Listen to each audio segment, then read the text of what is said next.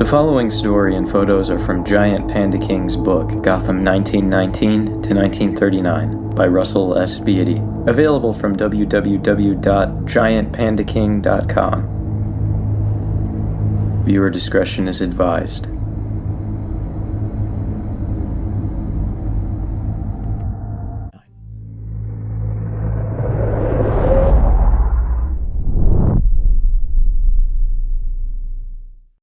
Gotham City, a den of villainy, a beacon of hope, and home of one of the most controversial figures in the history of the United States of America.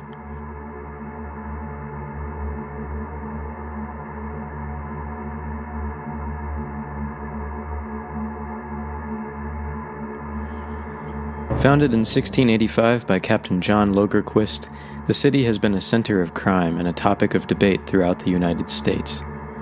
Many traveled there from Europe seeking new lives and a fresh start after the War of Independence in 1776, and this sudden influx of immigrants required strong people to step up. Gotham remained a beacon for its citizens all the way until the Great War.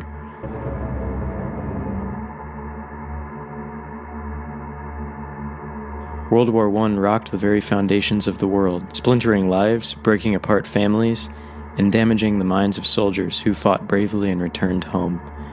It was a truly devastating conflict and many were affected, including the people of Gotham. It wasn't until 1919 when this conflict ended that Gotham was able to begin to rebound. It was around this time that the Volstead Act was passed, which forbade the manufacturing and selling of alcohol in the U.S. This was very controversial and many people began manufacturing and selling bootleg alcohol illegally. This drew the attention of the FBI under the leadership of J. Edgar Hoover. Gotham had become infested with criminal activity and numerous kingpins with a flair for the theatrical. The Penguin, otherwise known as Oswald Chesterfield Cobblepot, was a direct descendant of one of the founding fathers of Gotham, Theodore Cobblepot. His father was an alcoholic who wanted to marry into the family's wealth. When this didn't work out, he left, but not before having a child with the young Esther Cobblepot. Oswald was bullied as a child, but soon turned the tables on his tormentors, acquiring allies and muscle to help him take over the streets. As he grew into adulthood, so did his criminal empire. Soon he ran about half of Gotham as its criminal kingpin. Penguin wasn't the first criminal kingpin Gotham had seen, nor would he be the last. A long-standing name in the city's underworld was that of the Falcone family. Carmine Falcone was the head of this notorious family, drawing inspiration from the crime families of New York and Chicago. For many years, the Falcones were the seat of power in Gotham, but their influence began to fade as new players entered the arena. The golden years of the Falcone crime family had come to an end, brought on by the mysterious Batman. The Batman, a hero, a vigilante, and a figure of huge controversy. But who was he? What did he stand for? Was his war on crime good for Gotham, or did it hinder actual good from being accomplished? While we still do not know who he was, we have one suspect who stood out above all the rest. His name is Bruce Wayne. Bruce Wayne was the descendant of Alan Wayne, one of the most prominent founding fathers of Gotham. As a child, he witnessed the gruesome murder of his parents, Thomas and Martha Wayne. Just like that, the happiness and innocence of childhood were snuffed out in the young boy. It is still undetermined whether their deaths were the result of a hit put out on them, or just random chance. Whatever the case, this traumatic experience changed Bruce forever. Gone was the little boy of a playful childhood, and in his place was something much darker and more terrifying. As he approached adulthood, the Great War began. Bruce enlisted in the army with a friend from his college days, Harvey Dent. During their first battle on the front lines in France, Bruce disappeared. His friends and commanding officers believed him to be dead and wrote his disappearance off as missing in action. Little is known of Bruce's experience during the ensuing years, except for a few sightings and rumors passed around among his inner circle. Some speculate that he went on a journey of self-discovery, stopping at numerous monasteries in Europe and the Middle East, while others believed he abandoned his post in the army to escape the horrors of the battlefield. What is known is that he eventually returned to Gotham in 1919, a changed man. He saw the corruption and crime happening in his home city and took it upon himself to better it in any way he could. This coincided with the appearance of the Batman. The Batman began his war on crime using the only language criminals in Gotham seemed to respond to: violence. He fought back and helped the people of Gotham regain a bit of their hope. But on the other side of the coin, many thought that his presence in Gotham only worsened things. Some evidence of this lies in the next major player to appear in Gotham City. This man single-handedly held Gotham in terror as his captive audience, as he committed some of the worst crimes the city had ever seen. This man was the Joker. The Joker was the opposite of the Batman. He appeared in Gotham City in 1923 and was unlike anything the city had ever seen. What made the Joker stand apart from the other criminals in Gotham was the fact that no one knew his true identity. If the Batman represented order and justice, the Joker represented chaos and disorder. The Joker was tried and convicted of many murders and robberies, being deemed mentally incompetent and sentenced to life in Arkham Asylum for the criminally insane. For the many years following the Joker's appearance, numerous other criminals began to appear in Gotham, all with a flair for the theatrical. Whether it was gangsters wielding ventriloquist dummies, crocodile men killing people at the circus, or sword-wielding knights on a so-called mission from God, these were very dark times for Gotham City. From 1925 to 1933, the citizens of Gotham saw a crime wave unlike anything in U.S. history. The Batman fought and defeated most or all of these criminals who arose from the darkness of the city. As the criminals arose, so did many allies: Robin the Boy Wonder, Nightwing, the Red Hood, Oracle, and Commissioner James Gordon, just to name a few. The Batman's network grew as his vigilante career did, and they overcame many threats together. But one threat loomed the largest of all, a threat so wrapped in mystery that it leaves most officials and historians still baffled about what really happened.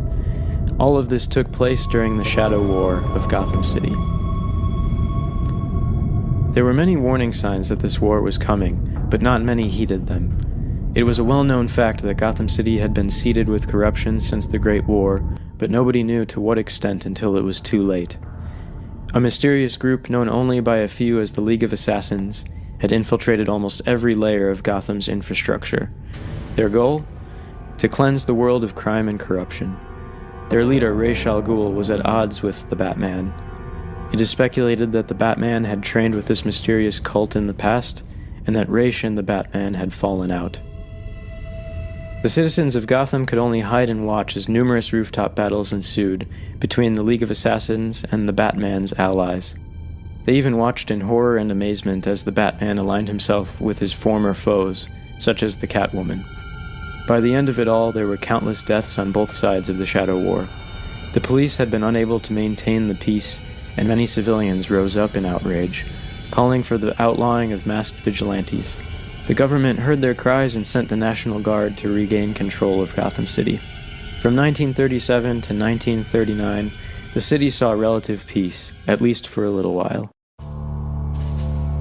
The Batman gained new allies in the years following the Shadow War, as well as many new enemies. Rose one of Batman's most formidable enemies, Bane.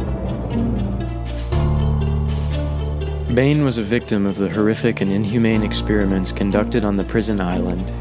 He had been imprisoned as a result of his father's crime and grew up surrounded by cruelty, from his fellow inmates as well as the prison guards.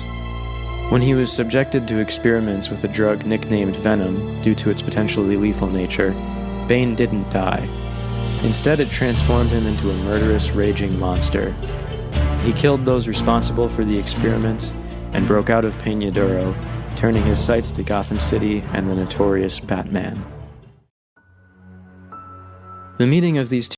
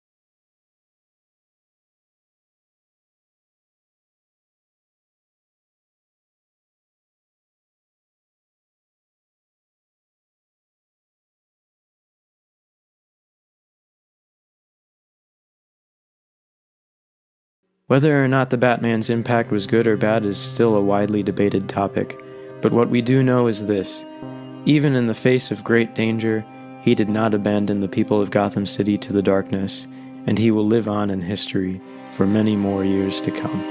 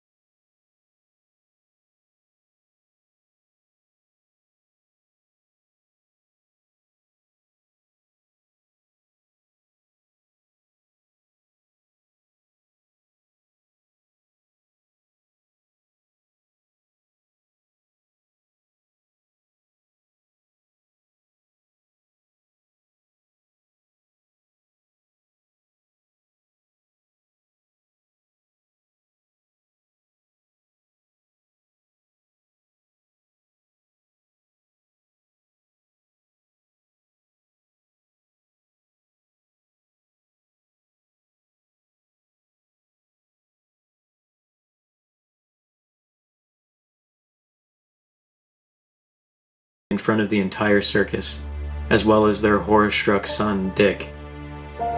Bruce witnessed this tragedy, also horror-struck, and was brought back to the night many years ago when his parents died. He saw in Dick a kindred spirit, someone who needed the same direction he had when the pain became too much. He took Dick on as his ward, teaching him to channel his anger and training him in combat. Robin, the boy wonder, appeared on the scene, helping the Batman to bring his parents' killer to justice. The dynamic duo fought crime together for many years until, eventually, once Dick had reached adulthood, they had a falling out. Dick had seen too much in his time as a crime fighter in Gotham. Too many horrors, too much death. He felt stuck under the shadow of the Bat and struck out on his own. Gone were the days of red, yellow, and green, and in their place was Nightwing, a hero all his own. Nightwing became the protector of Bloodhaven, a neighboring city to Gotham, and remained an ally of the Bat for many years to come. We also know that he was romantically involved with the Batgirl on and off for a number of years, though we are unsure for how long. Dick's departure left a void in the Batman's crime-fighting career. Naturally, it didn't take long before another orphan in need came onto his radar. For everything that Dick Grayson was, Jason Todd was the opposite. He was a street kid who had been press-ganged into working for a crook named Jervis Touch, or as he was known by his street name, the Mad Hatter. The Mad Hatter ran a ring of pickpockets, mostly children who he forced to steal for him. The Batman had been after Jervis for months before he discovered an unruly teen trying to break into the Batmobile. This was Jason Todd. The Batman decided to take Jason on as his next ward in order to free him from the Mad Hatter's grasp, and also because he was impressed by Jason's courageous attitude. Together, the Batman and his new Robin took down the Mad Hatter's child exploitation ring, putting the Madman behind bars. Bruce saw this as helping Jason channel his anger, as he had with Dick, but what he didn't know was just to what depths the boy's anger went. During his career as the second Robin, Jason tended towards excessive force and seeking out trouble. This caused many problems with police and criminals alike, and eventually it led to his untimely demise. During an investigation involving the Joker, Jason struck out on his own, seeking to defeat the psychopath himself. Joker, the clown prince of crime, and one of the deadliest human beings to walk the face of the earth, easily got the upper hand over the boy. Using a crowbar, Joker savagely beat the boy again and again. The Batman rushed to save his partner once he knew where he'd gone, an abandoned warehouse on the outskirts of Gotham, but by the time he arrived, he was too late. The warehouse contained nothing but blood and Robin's battered and torn uniform. Bruce assumed the worst. Jason Todd was dead at the hands of the Joker, and it was his fault. Many years later, a new criminal appeared on the scene in Gotham, the Red Hood.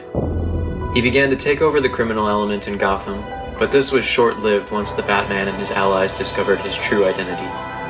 It was none other than Jason, returned from the grave. Ra's al Ghul, the leader of the League of Assassins, had been keeping an eye on the boy for a while, intrigued by his rage. When the Joker had left the boy for dead, Ra's took the boy to his monastery in Nanda Parbat, nursing him back to health and training him through his childhood into his young adult years. Where Bruce had trained Jason to keep his anger in check, the League trained him to unleash his anger on his enemies, using lethal force if necessary. This made him even more uncontrollable and unpredictable. The Batman and his allies took Jason in as Bruce reasoned that he had maintained brain damage from his brutal beating at the hands of the Joker.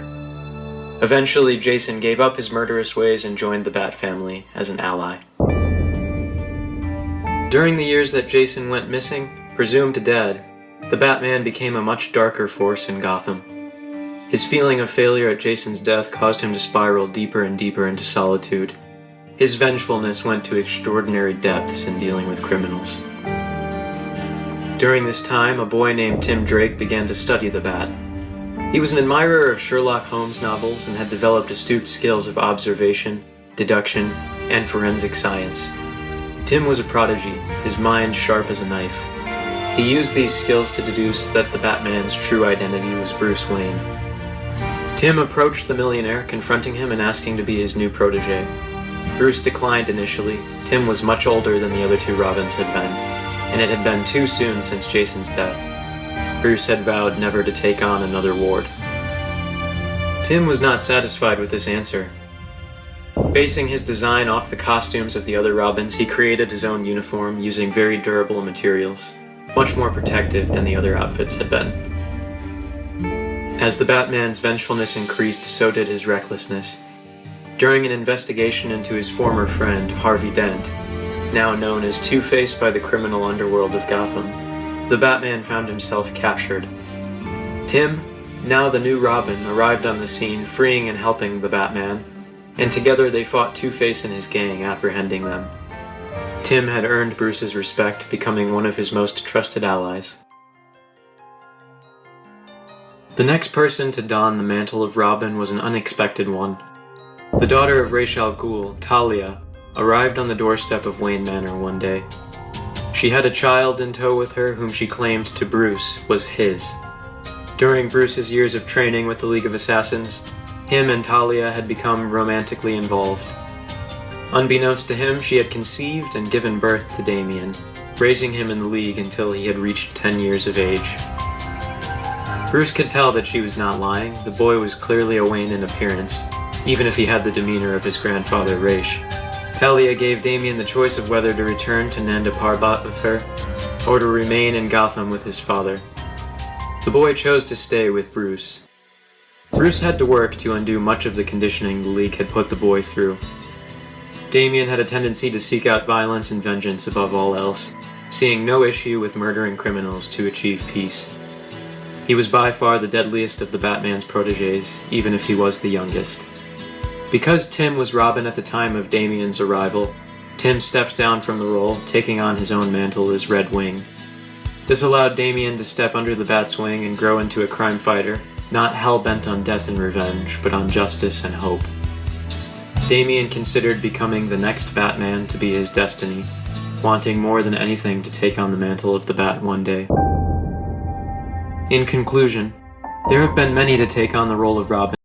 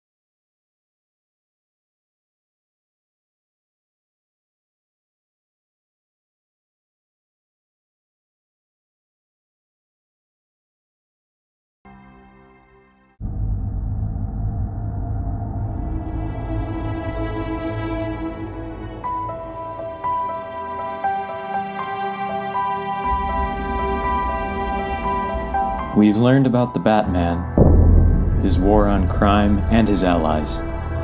Gotham was entering a new era, one of hope, one of justice. But what happens when an ally, even a closest friend, becomes an enemy? Bruce Wayne and Harvey Dent were inseparable as young men. They were sons of two very different families, however. The Waynes had their industrial empire, looked upon by Gotham citizens as a necessity to the ever-evolving city. The Dents, on the other hand, were a different story. Harvey's father would often come home drunk, beating both him and his mother. As soon as he was able, he left, having received a scholarship to Gotham University. It was here that he met his roommate, Bruce Wayne, and the two became fast friends. They were both remarkably competitive, and they continually pushed each other to greater and greater achievements, proving an unstoppable team. Harvey soon graduated with a degree in law, having received top marks. He soon became the youngest district attorney in Gotham's history with the help of Bruce and his money. He won the election on the promise that he would help root out corruption in Gotham's justice system, helping restore order in a city in chaos.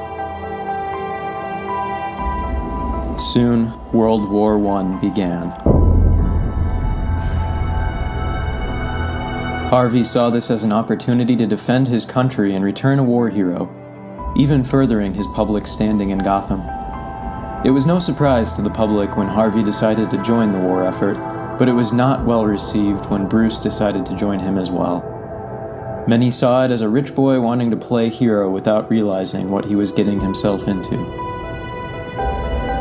Together, Harvey and Bruce fought on the front lines in the Battle of Cambrai, during which Harvey was gravely injured by a bomb, and Bruce vanished entirely, presumed to have been killed in action. During that battle, shrapnel from a bomb injured Harvey and did extensive damage to the left side of his face. He had to be sent home, disgraced in his own mind. Dr. Leslie Tompkins treated him and did her best, but Harvey's new physical appearance had doomed his once blooming political career, and he no longer felt the desire to chase it.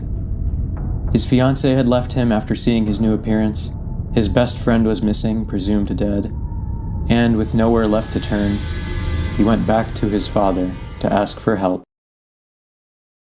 He hid his injuries with a tin mask that covered the left side of his face. And he went into seclusion in his family home, not showing himself to the public. The public perception of him began to fade, but something festered within Harvey, burning to get out. In the following years, Harvey sank into a depression. This culminated when Bruce returned home, bearing a tale of being captured by enemy forces and carrying the scars to prove it. Harvey never believed him, feeling betrayed by his friend, rather than relieved that he had survived. Eventually, his mind could no longer take the strain, and he snapped. His depression turned into hatred for the world around him, and he no longer wore his tin mask. He shone his face proudly for all to see, spiraling full on into his duality. He would lash out almost as if he was another person. Many years later, after his death, he would be diagnosed as having had dissociative identity disorder.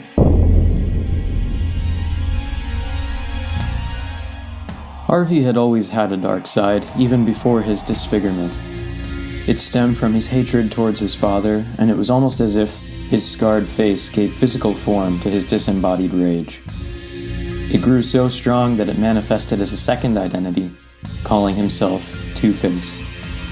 Over time, his behavior grew more and more erratic, Two-Face becoming the dominant of the two personalities.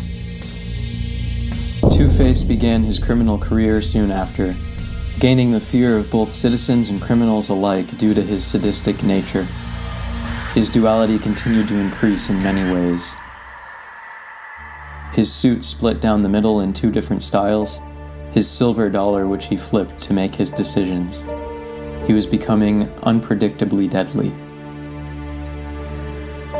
Bruce always held out the hope that his friend Harvey was still within Two-Face somewhere. No matter how much his friend sank, he always tried to extend his hand, to help the district attorney turned criminal. He felt guilty and personally responsible for his friend's condition due to his focus on fighting crime as the Batman. Two-Face committed many crimes, and the Batman was always there to stop him, sometimes with the aid of an ally or two. But his criminal career came to a screeching halt after one fateful day. During a battle with the newest supervillain to appear in Gotham, Bane, the Batman's back was broken. He disappeared, and a new Batman emerged to take his place. This new Batman had alleged ties to the cult known as the Order of Saint Dumas, and it soon became apparent that he had no qualms about brutalizing and murdering the criminals he came into conflict with. Two-Face, woefully unaware of the deadly tactics of this new Batman, went about business as usual, and when the new Batman arrived on the scene, found himself unprepared. The new Batman viciously murdered the former district attorney. The remaining allies of the original Batman were powerless to stop him. Harvey Dent's story was one of horror and tragedy from beginning to end.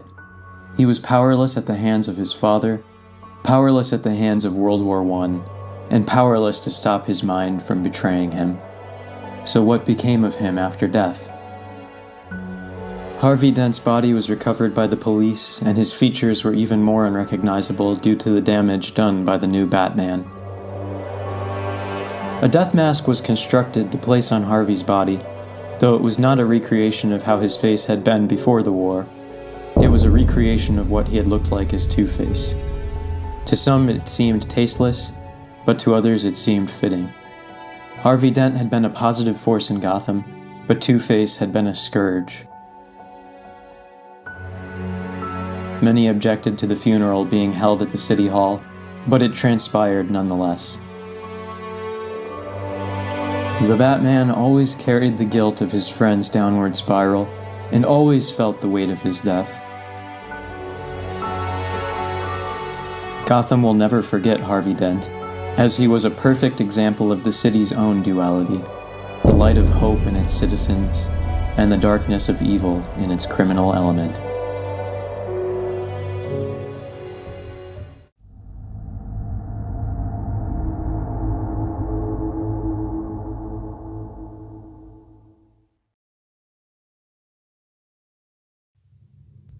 Arkham Asylum. If Gotham was the mother that bore the Batman's criminally insane enemies, then Arkham was its womb. Many atrocities happened behind its locked doors, and not much accountability was held by the staff or the city. Arkham Asylum's warden, Hugo Strange, was deeply involved and entangled in Gotham's medical and justice institutions. This allowed him to do almost anything he wanted within the asylum, making sure to keep the more horrendous of his experiments out of the public eye. He put on the appearance of a lawful person, even living out family life during his off time. He seemed to everyone outside Arkham to be a light for the poor lost souls sent his way, but the truth was much more sinister. He tortured his patients both mentally and physically, encouraging his staff to do the same. This bred a new criminal element within his own staff, such as Dr. Jonathan Crane and Harleen Quinzel. Dr. Crane was one of the leading psychologists in 1920s America. He was a part of the team conducting the Little Albert experiments, as he had a fascination with the concept of fear. The Little Albert experiments were a number of tests of conditioning performed on a child, 9 months old, nicknamed Albert. The experiments conducted involved conditioning fear responses in the child by associating normal everyday familiarities with terrifying experiences, sounds, and images. The end goal of these experiments were to condition a fear response in the child from something as simple as seeing a rabbit. These experiments were highly controversial and looked upon as unethical by many.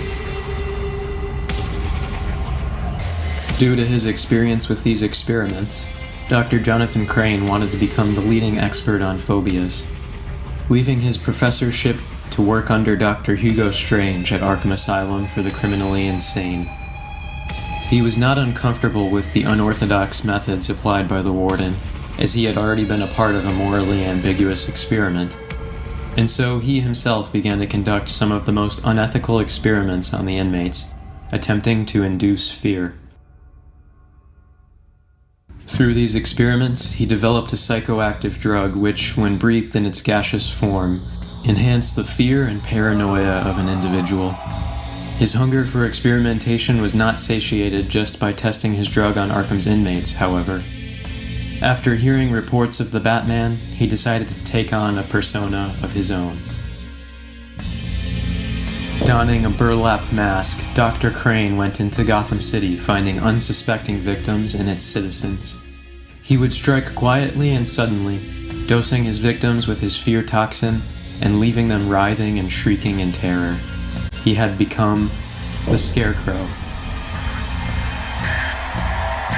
Eventually, Scarecrow was apprehended, and his witness testimony was a major piece of the puzzle used to indict Hugo Strange years later.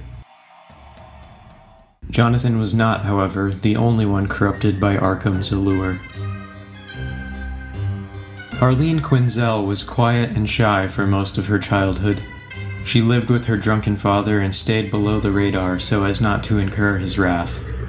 He forced her to take a job as a custodian at Arkham Asylum for the criminally insane, so that he would have money to spend on illegal booze. Harleen spent most of her days cleaning the vile asylum from top to bottom, trying to block out the screams of its inmates and the atrocities that she witnessed. Those screams followed her even after she left Arkham for the day, and they only stopped if her father decided to beat her in one of his drunken rages. One day, while cleaning on a shift, she met one of Arkham's most notorious inmates, the Joker. At first, she was terrified of him. The Joker was not to be spoken to or interacted with because of how dangerous he was. Despite this, she continued to speak with him day after day. She soon began to wonder how anyone could be afraid of this man, one who was so caring, passionate, and creative. After over a year of forming a secret friendship with the clown, she began to realize a fascinating and terrifying truth. She was in love. After that, it didn't take much for the Joker to convince her to help him escape. She obliged, and the two left Arkham's dreary cells and corridors behind. Their first stop was Harley's home, where the Joker convinced her to murder her father. There, covered in her father's blood like a gruesome baptism, she was reborn as Harley Quinn, the homicidal princess to the clown prince of crime. Together they went on a cross-country crime spree that put Bonnie and Clyde to shame. Many monstrosities were born within Arkham's walls. Through the abuses committed by the staff, many inmates became so twisted and vile that not even the asylum's walls could always hold them. The more famous inmates, such as the Joker, or the former District Attorney Harvey Dent, or Two-Face, were among the more notable ones. However, even the less notorious inmates were still very dangerous. The ventriloquist was one such inmate. Arnold Wesker was a quiet, gentle soul. As a child, he kept to himself mostly, raised by his mother, who was a chorus dancer on the vaudeville circuit. His mother resented him. She saw him as a constant reminder that she would never fully achieve her dreams of reaching the big time, so long as she had to look after him. Arnold spent his childhood sitting backstage at low-rent venues, creating imaginary friends and giving them voice with his gift for ventriloquism. He longed to showcase his skill, but he lacked the confidence. So he stayed stifled, silently enduring the verbal abuses of his mother until he could endure it no longer. When Arnold turned 15 years of age, he snapped. The police found the boy next to his mother's lifeless body and covered in her blood. When asked, Arnold couldn't recall what had happened, simply stating that Scar had done it. It was at this point that Wesker was incarcerated at Arkham. At first, he was a model inmate due to his quiet nature, though guards reported hearing voices coming from his cell at night. He Hugo Strange took a particular interest in Wesker's case, holding sessions with the man personally, and soon declared him to be legally sane. Arnold was released under observation, and once he had his freedom, he took on his dream of being a ventriloquist. It was not, however, the act he had originally thought it would be. With the streets of Gotham as his stage, quiet, gentle Arnold Wesker came tearing into the crime scene. He carried with him a dummy whom he called Scarface. The puppet wore a mafioso outfit and was the more vocal of the duo. Arnold soon became subordinate to his new boss, even taking orders from the puppet. Together they were the ventriloquist and Scarface, and they soon formed their own gang. Whether or not he realized it, Arkham had left its mark on Wesker. Arnold, too, was eventually apprehended, and his account of his private sessions with Hugo Strange showed just how depraved the former warden of Arkham truly was. Arkham's most notorious inmate was the Joker. No one knows where he came from, only that he was probably the most dangerous man to set foot in Gotham. With 4 murders confirmed to have been committed by him, although most likely many more unconfirmed, Joker was known to be in and out of Arkham more than any other inmate. Joker's relationship with Arkham Asylum was one of symbiosis. It was almost as if the very walls reached out to welcome him because of his chaotic nature. Hugo Strange and the other Arkham employees gave the Joker a wide berth, as one tended to meet an untimely end if allowed too much time with the clown. After the Batman's retirement, the Joker escaped once again, vanishing, never to be seen again. Arkham Asylum did absolutely nothing to aid Harvey Dent in recovery. The doctors and orderlies were watched very closely by the Batman, as he had a vested interest in his former friend. But Harvey Dent continued to spiral in the bleak atmosphere presented in the asylum's walls. Arkham Asylum truly was an incubator for insane criminals. It fostered many of the worst that Gotham had to offer. What was supposed to be a house of healing had been perverted and twisted into a house of horrors. Though it eventually achieved some reform through the contributions of Bruce Wayne and the help of the Batman, it eventually closed its doors. Though it is no longer open, Arkham is still whispered about in the streets, having become a legend and the subject of many ghost stories. It is an ugly scar on the canvas of Gotham's history, and a constant reminder to its citizens just how deep a person can sink. We've seen it corrupt its warden, its employees, and most especially its patients. Monsters were made in Arkham Asylum, and all we can do now is try our best to forget.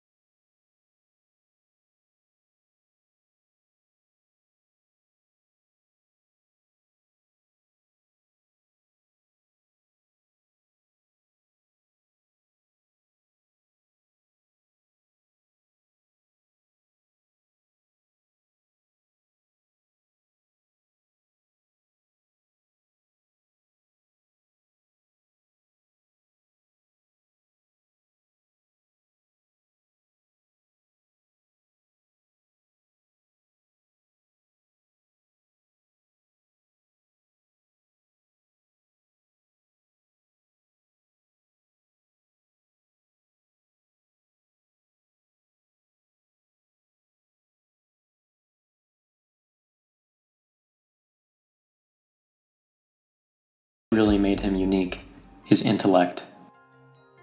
With the gift that was his intelligence also came a curse.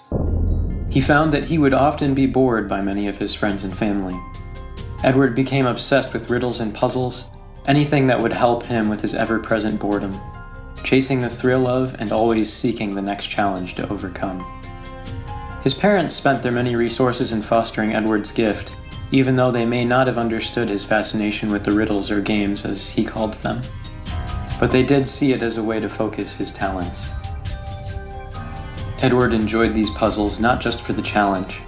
He also loved to flaunt his self-described intellectual superiority to people whom he considered to be beneath him. Edward's hubris was on par with his intelligence.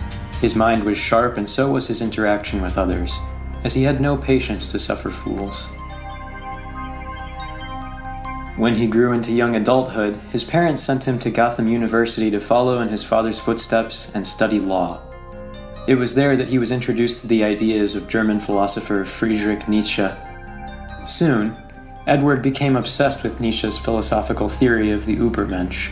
This theory stated that if one was transcended beyond normal levels of consciousness, like one such as Edward Nygma considered himself to be, they were exempt from the normal morals that influence the average man. Nietzsche's Übermensch theory is a fascinating concept when you think about it. On one hand, you have the idea that one can aspire to be more than the outdated moral values that they're made out to be, to transcend average humanity, as it were.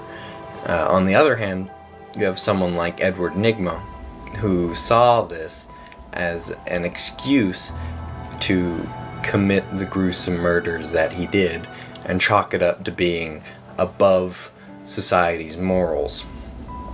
While the city of Metropolis had their Superman, Gotham had the Riddler. What Edward took this to mean was he was exempt from the average morality of society due to his advanced intellect and his station in life. Using his knowledge of the law system, he strove to contrive the perfect crime. He would commit murder and get away with it. And he had the perfect victims in mind. A classmate who consistently annoyed him with his ineptitude, and his intellectual rival in the class. One to kill, one to frame. He spent a great deal of time poring over the details of his plan. What day, what time, what setting. Nygma knew that in certain instances one could leave absolutely no trace of oneself at a crime scene. The evidence had to be indisputable. Then the day finally arrived. He executed his plan quickly and suddenly so that he could utilize the element of surprise, and murdered the classmate that annoyed him using a knife. The knife belonged to his rival classmate and was a family heirloom. He left this at the scene of the crime so that there would be no doubt who the supposed perpetrator was. He then planted one of the victim's belongings in his rival's jacket, and a handkerchief belonging to the victim, covered in fresh blood. When police arrived at the scene of the crime, linking the knife to Nygma's classmate, they immediately took him into custody and searched his things, finding the item belonging to the victim. The innocent man was locked away, and Edward Nygma walked free. The thrill of the idea Edward experienced during the planning and execution of the crime was soon over. A new feeling of disappointment crept in, as the crime was all too easy. As the years went on, he graduated from Gotham University and became a very successful lawyer, with no one the wiser as to the atrocity he had committed. While he was successful, he began to realize that he was also very bored. The life of a lawyer had become dull to him, and he yearned for excitement again. His mind constantly went back to the perfect crime he had committed in college, and his mind reached an inevitable conclusion. He was to begin killing again. With each person he killed, his flair increased and his ambition grew. By the time he had murdered 8 people, the police still had no clue who was behind the killing spree. His balance of criminal activity and work were fairly even, although Edward alienated himself from his family, and he took no romantic interests. He didn't find his parents intellectually stimulating enough, and romance was not an option for such a self-obsessed man as he. He eventually found his way back home, murdering his parents. They had been an obstacle to his ascent, and so it only seemed fitting to remove that obstacle from his path. Never mind that they were the people that raised him. His ambition and confidence increased to the point that he taunted the police by leaving riddles, questions, at the scene of the crime. He would leave clues as to his identity and information, but the police were not trained for this type of criminal and struggled to solve them. Commissioner James Gordon enlisted the help of the Batman in taking on these riddles. It was one of the first times that Gotham's police collaborated with the vigilante, and it certainly wouldn't be the last. One by one, the Batman solved Nigma's riddles, and the trail inevitably led back to Edward. Once they had the true identity of the Riddler, it didn't take long to track him down and lock him up.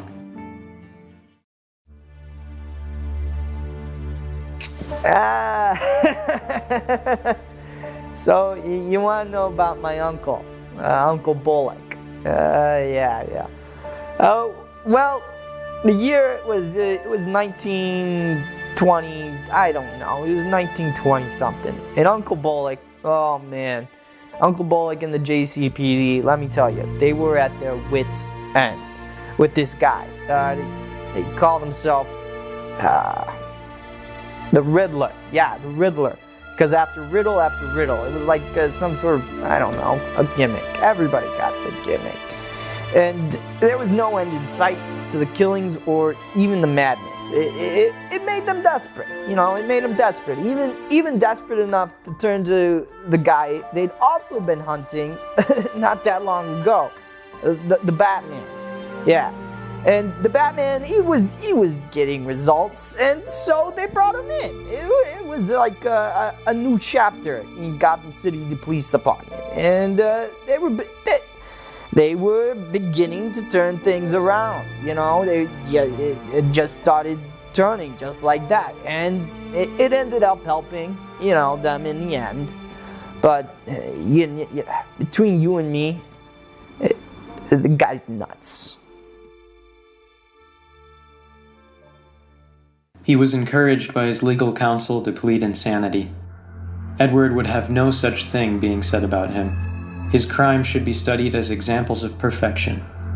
He chose to dismiss his defense team and represent himself. If the evidence was not so overwhelming, he may have had a chance, but Edward was handed a life sentence at Blackgate Federal Penitentiary,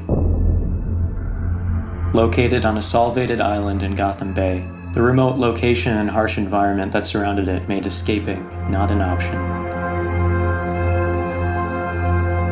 You see, Arkham Asylum was meant for the criminally insane, the ones that society had cast out.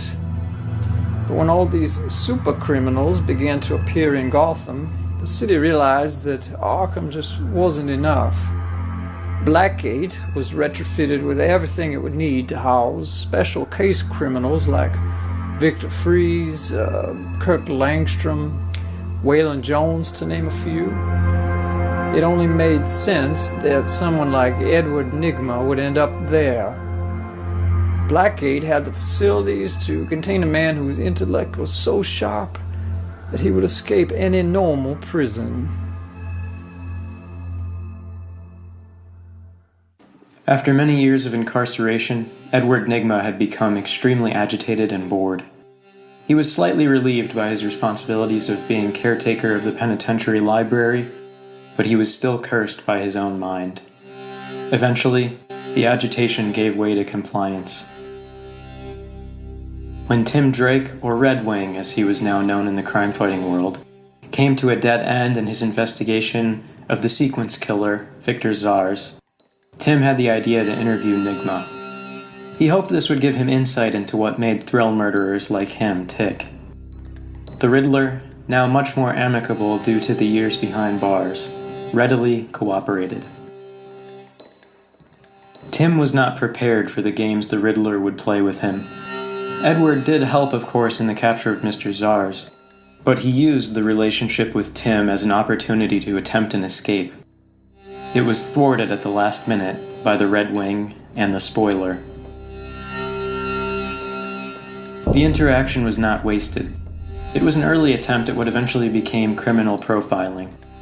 Tim Drake utilized this new technique and pioneered it for a new generation of law enforcement during his career later in life with the FBI. Edward Nygma lived out his days in Blackgate. Even though he was compliant with his imprisonment now, he still resented the guards and hated the Batman for putting him there. He may have been resigned to his fate, but he would never forget the one who was responsible for it. His idea of the perfect crime was not as perfect as he would have liked to believe, and his self-proclaimed genius and moral recuse were ambiguous at best. The Batman was able to see through his trickery and put an end to the reign of the Riddler. While the Riddler hated the Batman, he also had a grudging respect for the vigilante. The Bat had bested him intellectually, and that truth haunted Nygma and seeded doubt in his own mind about his beliefs and philosophies. Riddler died in Blackgate many years later, and no one mourned for his death, as he had alienated himself from society by claiming to be intellectually superior. His parents were dead by his own hands. He had no family or friends to speak of. When he died alone. The Riddler's reign was over. What do liars do after death? They lie still.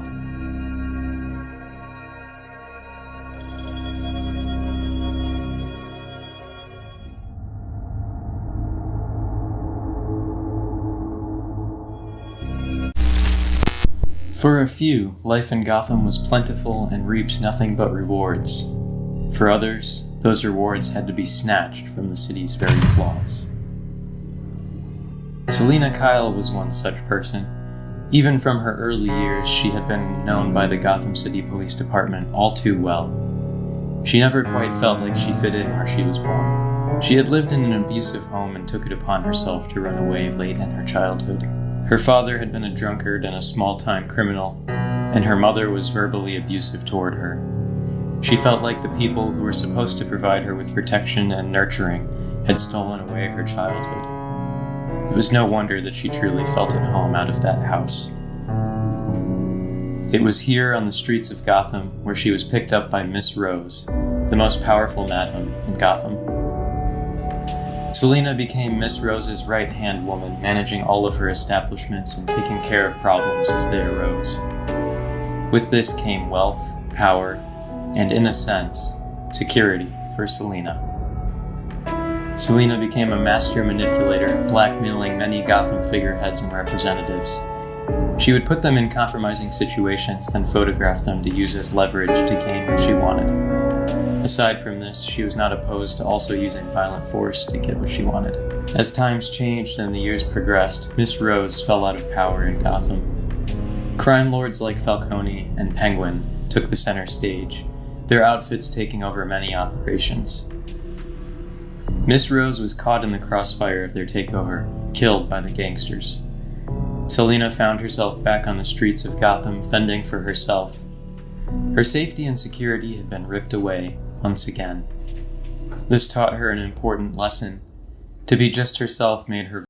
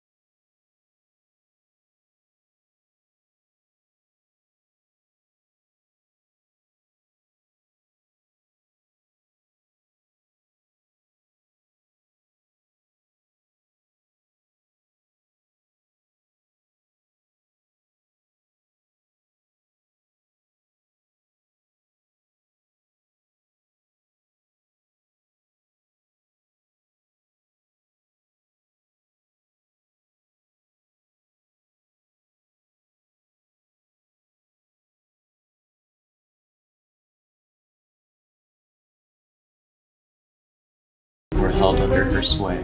The Batman would rely on her assistance from time to time on finding individuals or information, but she often turned him down if the need arose. She might be a criminal, but she still had a code as a professional criminal. Many years later, after the retirement of the Batman, Selina Kyle used her amassed wealth to help out the poor and unfortunate women of Gotham City. She went on to create and run a much-needed women's shelter in Gotham's poorer district. She used her funding, and the shelter also acquired funding from the Wayne Foundation. Even though her life was a complex web of burglaries, extortion, and other such crimes, Selina hid a heart of gold beneath it. She fought for the right side when it really counted, and while she enjoyed holding wealth and power, she ultimately used it to help others in hand. Some chalk it up to her sometimes allying with the Batman, but still more know it was because deep down, she really cared about Gotham and its people. Selina Kyle ended up being a force for good in Gotham. They say that as you age, you become who you truly are, more and more. That was the case for her. With Selina Kyle's recent passing, some remember her as a thief and an extortionist, but many more, especially the women of Gotham, remember her as having helped them in a time of need. What she had snatched from the claws of Gotham City, she had given back to its people.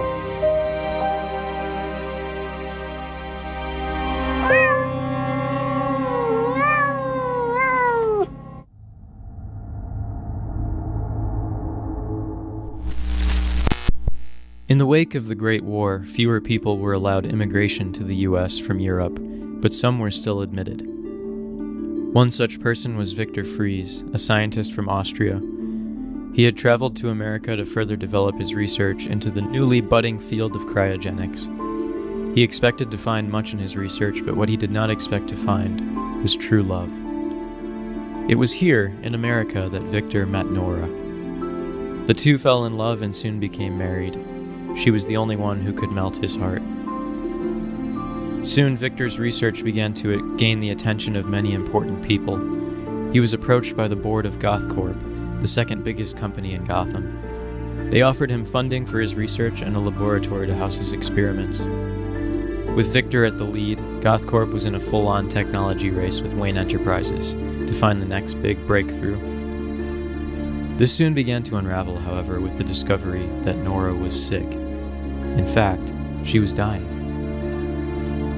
Victor thought that his research might be the key to her salvation, beginning to embezzle funds from GothCorp to advance his experiments faster and faster. This did not go unnoticed, and he soon found himself being confronted by the GothCorp board of directors. They moved to forcibly shut down his experiments and lab, but Victor, in pure desperation, tried to stop them. His attempt resulted in machinery being knocked loose, spraying him with an experimental sub-zero substance he had developed. It changed the very fiber of his being, increasing his strength, allowing him to be immune to pain and sickness, but at a terrible cost. He could only survive in sub-zero temperatures. It was soon after this incident that his wife Nora passed away from her illness. Victor, upon this tragic event, gave in to his anger over his grief. He constructed a suit that allowed his body to stay in an environment of extreme cold. He weaponized his cryogenics technology, creating a freeze gun which he used to assault the members of GothCorp's board. His vendetta against those who, in his mind, were responsible for his wife's death rocked Gotham to its core. The city's occupants saw fluctuations in the weather, experiencing snow in the dead of summer, stretches of frozen road causing multiple accidents, and in some cases, death. The police tried their best, but Victor Fries, now dubbed Mr. Freeze by the Gotham Gazette, proved too much for them. The Batman, having learned Victor's tragic reasons for his actions, confronted him, trying to reason with the broken man. Try as he might, Freeze's heart was cold as ice. The only person who could have thawed it was dead. In a climactic battle, the Batman defeated Freeze by breaching his containment suit, causing him to be incapacitated.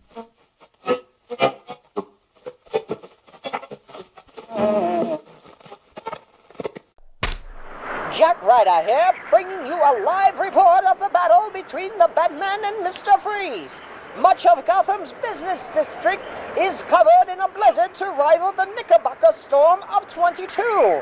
The Batman seems to be gaining the upper hand. Oh, Freeze just blasted the Bat with his freeze ray. Now Batman is reaching for one of his utility pouches. Zing, zing, pow! He knocked Freeze's gun right out of his hand. It looks like they're about to say something. Batman. They're going to kill them and put them in house. Victor, they had nothing to do with it. You'll pay for what you've done to this city. Only time will tell whether or not the Dark Knight will be able to thaw this conundrum of cold. Stay tuned, Gothamites! Because of his extreme condition, a special containment cell was constructed for Mr. Freeze at Blackgate Federal Penitentiary. It allowed him to survive in lockup as long as he didn't try to escape. It was the start of Blackgate's special inmate program, which took into account special cases such as the Man-Bat and Killer Croc. Victor's story was a sad one, though eventually even his anger gave way to nothing but coldness. He was a shadow of the man he had once been, and there was no melting his heart this time. He remained a prisoner in Blackgate until it closed its doors. His enhanced biology allowed him to live much longer than the average man. Eventually, once the prison was closing, and having served his sentence, he was released in the dead of winter and wandered into the wilderness. Some claim he traveled to Antarctica where he could live out his days in peace, while others claim he died once winter passed. No one knows for sure. Some of his technology surfaced during World War II on both sides of the war, but not much else is truly known about what happened to Victor Freeze. In 1954, at the first Cryogenic Engineering Conference, his work was discussed in great detail, for even in spite of his erratic behavior, Victor had made strides in the industry. His work helped lay the foundation for modern cryogenics. This did not absolve him entirely, however. At the end of the day, his legacy was one of ice and cold.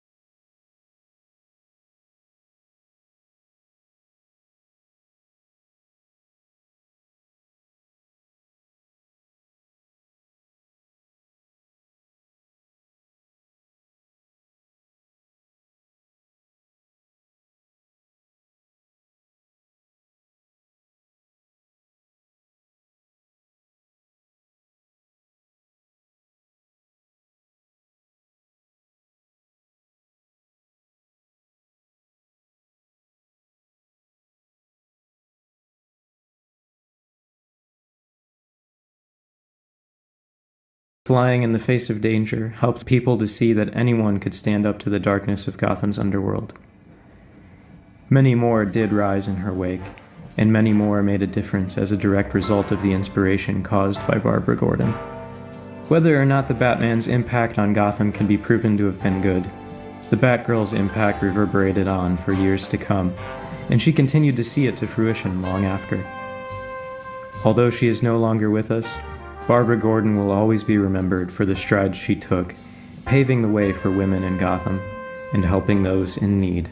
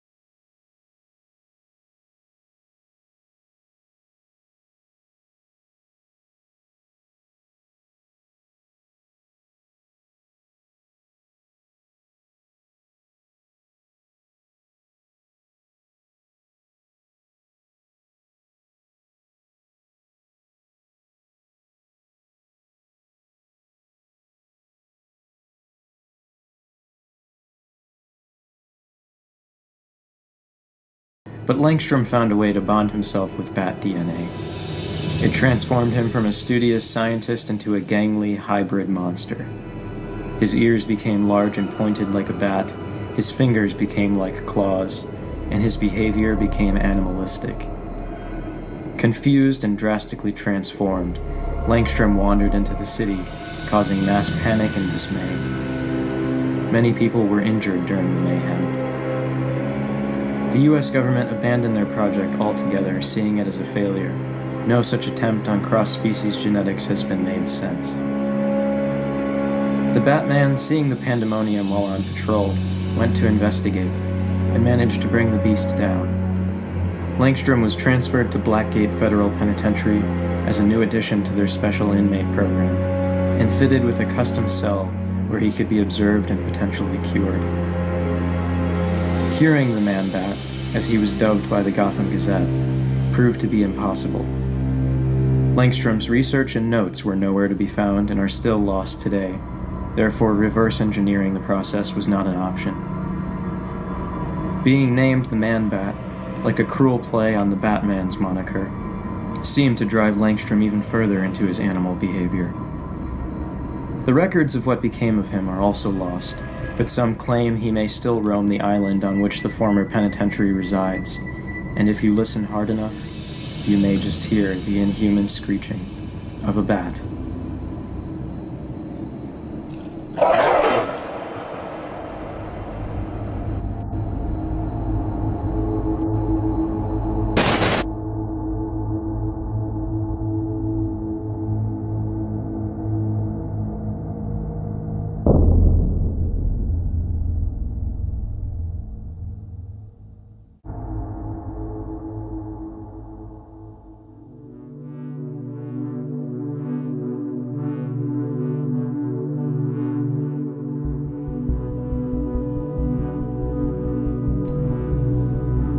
Opera was at the heart of the performing arts for centuries. Many rising stars were pioneering modernism in opera, as well as other such trends, and one such rising star was Basil Carlo. From a young age, Basil showcased extreme talent in the performing arts. He was considered a prodigy by his parents, and groomed for the operatic theater from childhood to young adulthood. His talent shone through, earning him fame as a local celebrity in Gotham. He was widely acclaimed, appearing in such performances as The Bride of Dionysus, The Gambler, and many others. But as is too often the case, fame and power can turn even the most talented to corruption. Basil Carlo was no exception.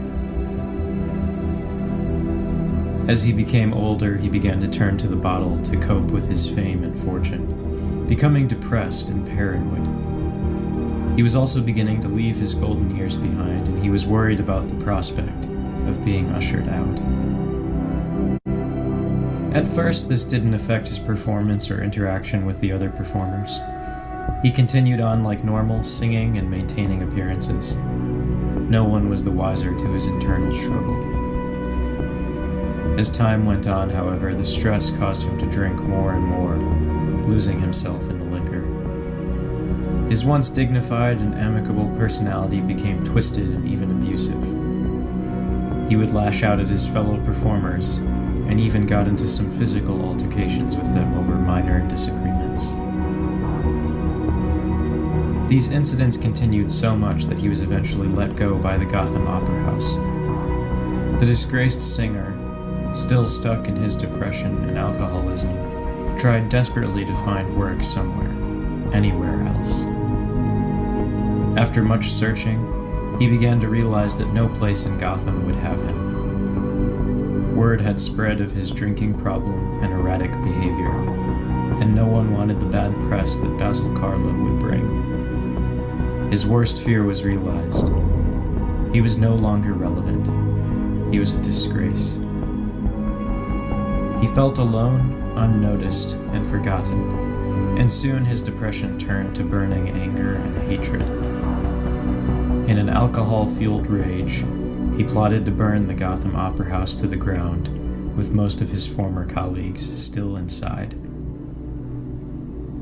Though he felt unnoticed, he was not. His actions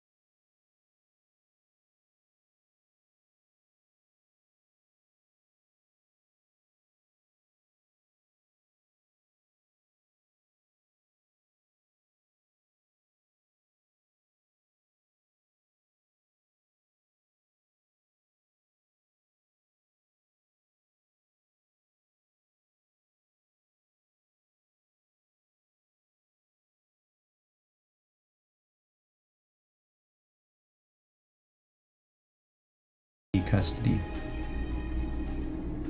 The Batman felt somewhat responsible for Carlo's condition and saw to it that he would be incarcerated in the special inmate wing of Blackgate, alongside Victor Fries and Kirk Langstrom. It was there that the Bat hoped he could be rehabilitated and possibly return to society someday. The police did not want to send him to Arkham, as they worried his physical appearance would be harmful to the mental state of the patients there.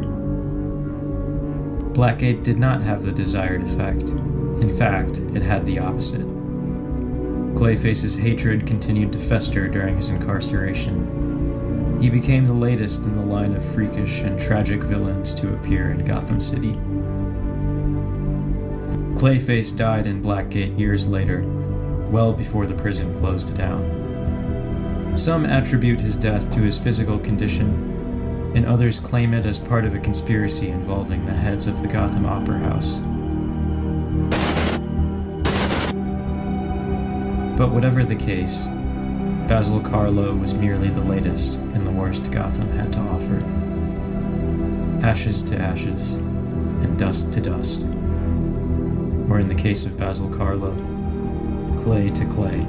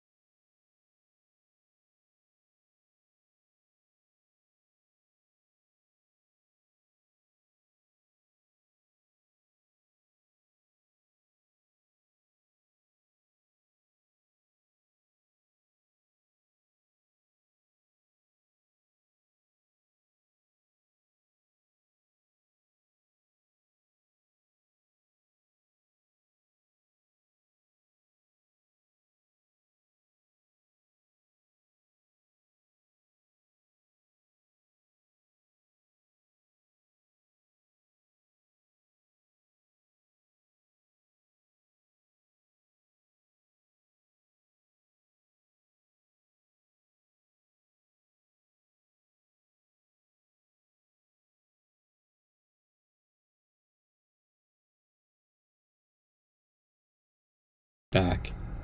He chose the latter.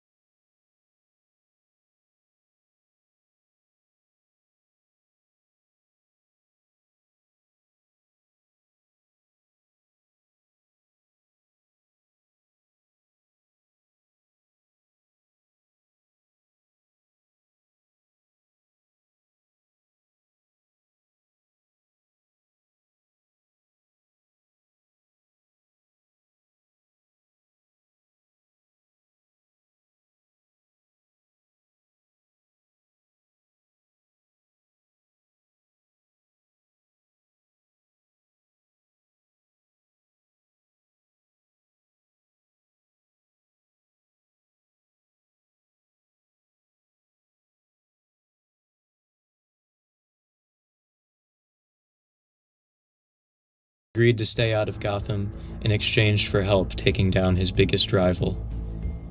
Oswald agreed, enjoying his uncontested reign over Gotham City. Over the years, Oswald created a network of illegal speakeasies and booze runners. The most popular legitimate front for his illegitimate business was the Iceberg Lounge. This nightclub brought in all sorts of people from middle class and high society. It was considered a mark of wealth to be seen at Oswald's club. Umbrellas remained a trademark of his personal brand. He had craftsmen customize them to suit a whole number of purposes, ranging from guns to knives to disguised billy clubs. The object of his childhood fear would become the fear of others. All of these ventures made him one of the richest men in America, with even the Batman struggling to keep him locked up. It took the team of Lucius Fox and Barbara Gordon, aka Oracle, to take him down. They tracked down Oswald's accountant, Noah Cutler.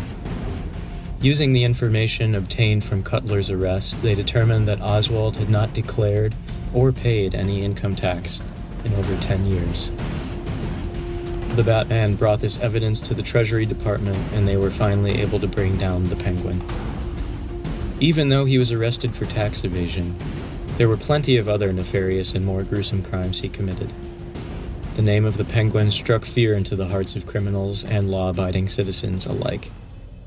He was not, however, the only bird-related scourge to plague Gotham, as was about to come to light. Towards the end of his incarceration at Blackgate Federal Penitentiary, Oswald became severely ill and was released to Gotham General Hospital, where his condition worsened and he eventually passed away. The Penguin's empire had crumbled as well, marking the end of traditional organized crime in Gotham City.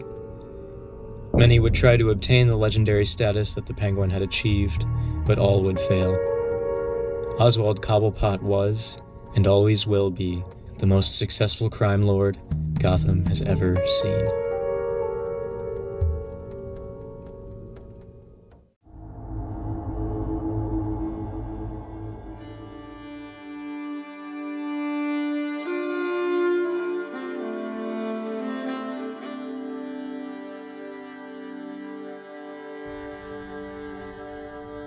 Pamela Lillian Isley was born to a wealthy, progressive family.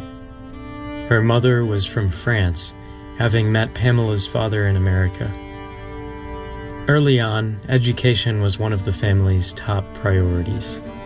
Pamela's mother challenged her to think outside the norms of everyday society, whether in regards to traditional marriage, education, or being a woman in 1920s America. This led to a very strict educational regimen for Pamela, as well as extensive household rules. From a young age, Pamela felt very small next to the high expectations of her parents. Pamela discovered and became fascinated with plants and botany.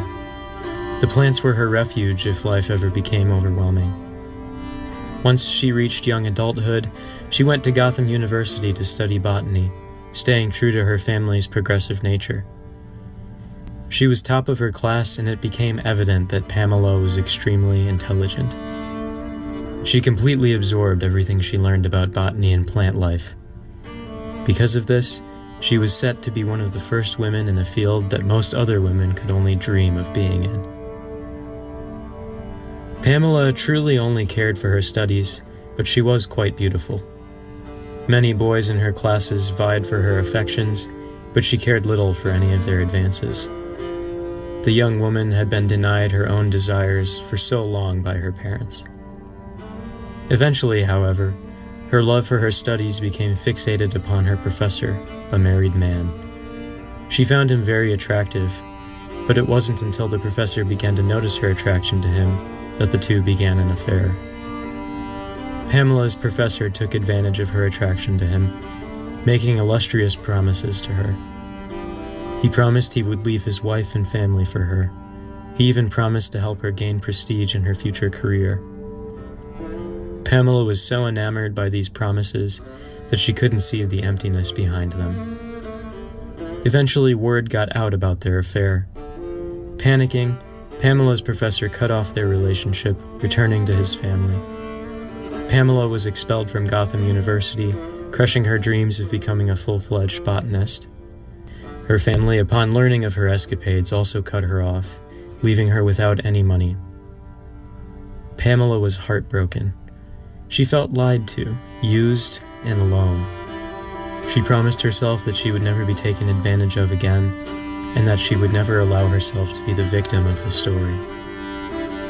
Realizing that she was without money and resources, she began to form a plan. Long had she spurned the advances of boys in her classes, but she would utilize the beauty she had been born with. Pamela would meet with and form romantic entanglements with young socialite men, using her charm to gain gifts and money from them. The way she would pick her targets was with the help of women who had been used and cast aside, just like she had. The men she targeted were self-centered, misogynistic, and had left a trail of destruction in their wake, ruining the lives of these disenfranchised women. She also targeted other men who used their positions of power to take advantage of the working class. This worked to an extent, but she soon began to realize that when these men became too attached, it jarringly reminded her of her professor. She couldn't stand it, and realized she needed a way to break off these relationships when they had reached the limit of their usefulness.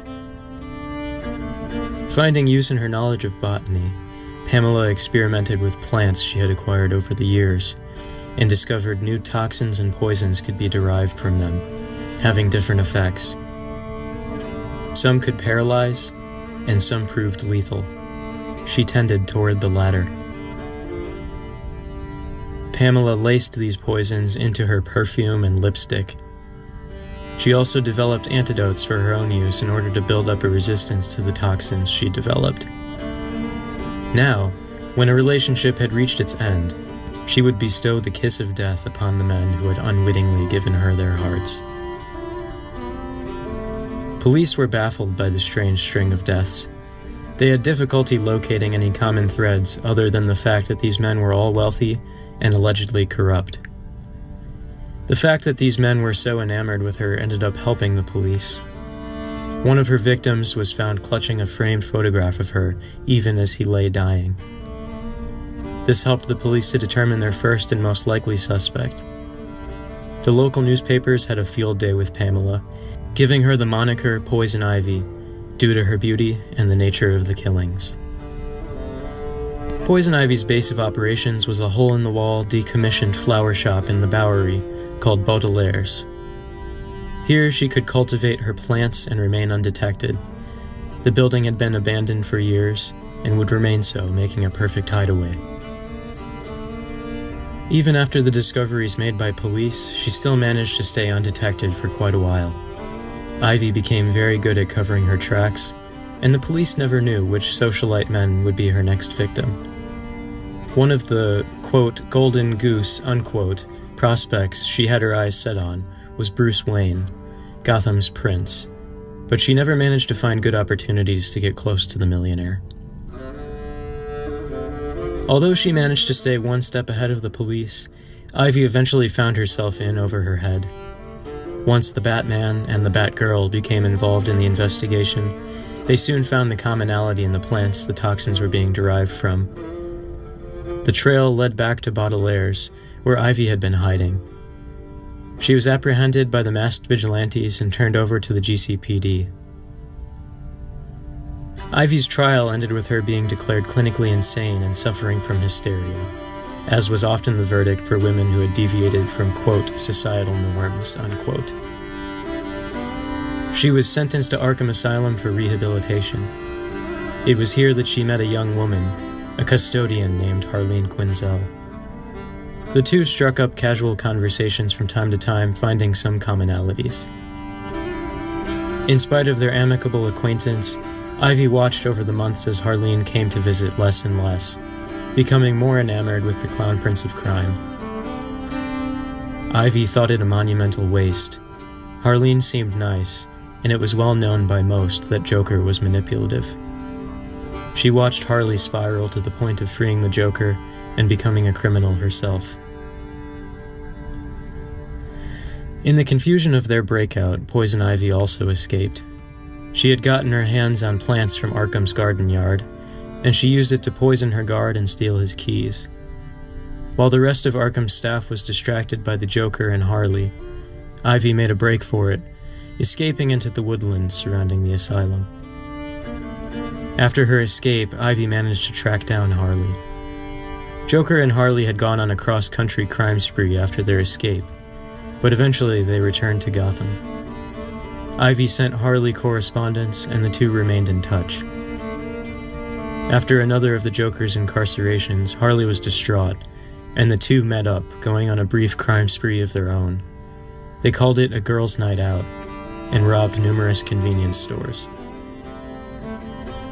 Ivy's encouragement and friendship to Harley was one of the reasons that Harley Quinn was eventually able to leave the Joker and their toxic relationship, setting out on her own. It was determined that Harley and Ivy may even have been romantically involved, due to some of the correspondence between the two of them.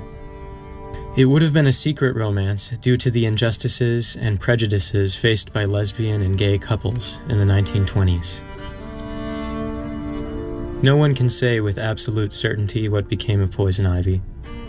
She managed to evade police, falling completely off their radar. By the end of her criminal career, she had become a master at covering her tracks, and her murders had died down. Some reports of murders similar to her MO appeared out of Europe, and it is speculated that she may have moved to France to live out her days, in her mother's homeland. Poison Ivy's crimes were a wake-up call for the wealthy men of Gotham. While her methods had been extreme, and the ends did not justify the means, Ivy's pain had been real. The emotional manipulation perpetrated by her professor had been unjust, and represented ideals among Gotham's socialite circles that were corrupt, sexist, and demeaning. Whatever became of her, Poison Ivy became somewhat of an urban legend after her disappearance. Even now in Gotham, children tell tales of the Witch of the Bowery and warn each other not to venture out at night. Still others see her as a hero, having struck back at those abusing their power against women and the working class. Poison Ivy will long be remembered in the annals of Gotham's history as a highly controversial, even mythological figure.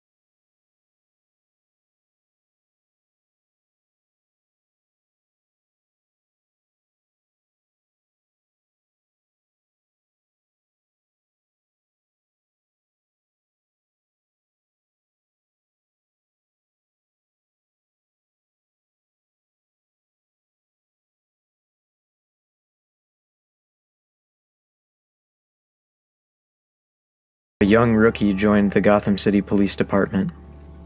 The youngest child of Irish immigrants, James Gordon was the only one of his brothers to survive the Great War.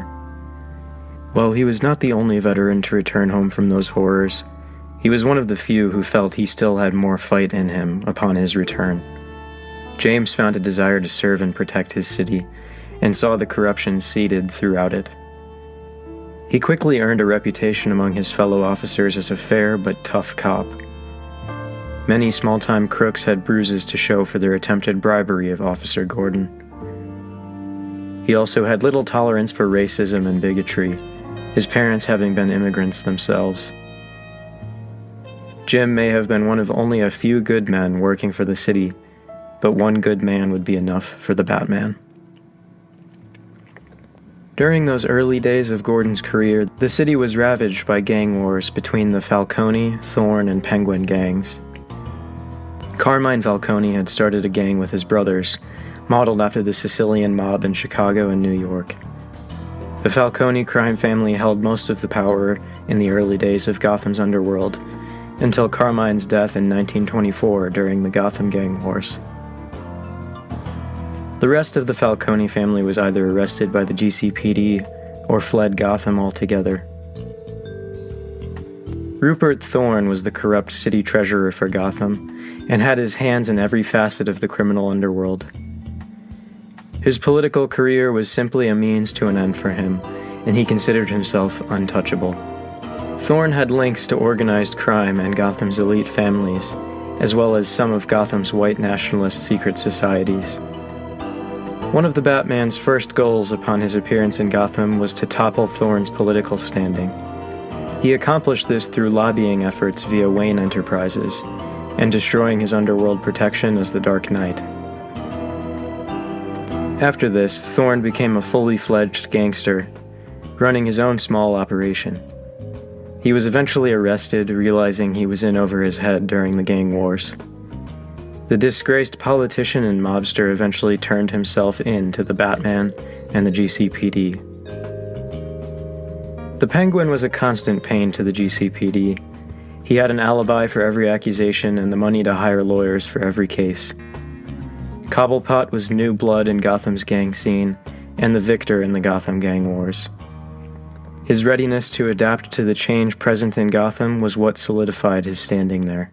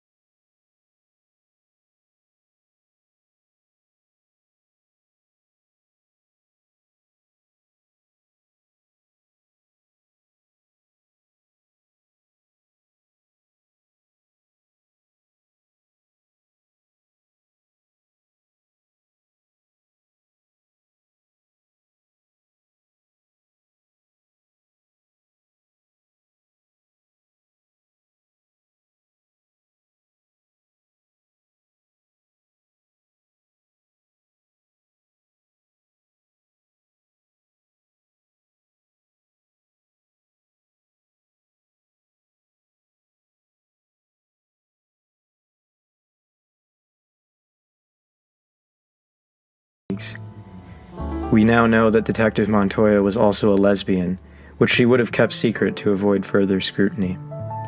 She would have felt pressured from every side to give up her badge, but her courage and resilience kept her there.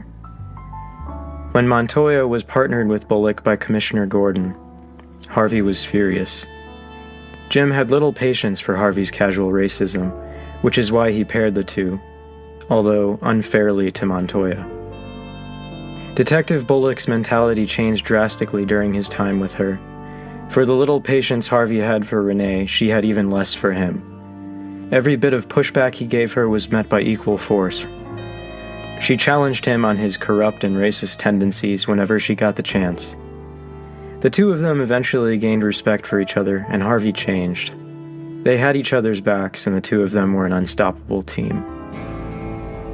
As the relationship between the GCPD and the Batman grew, so did something else in the shadows. Roman Sionis was born to one of the newer, wealthy families in the Gotham scene.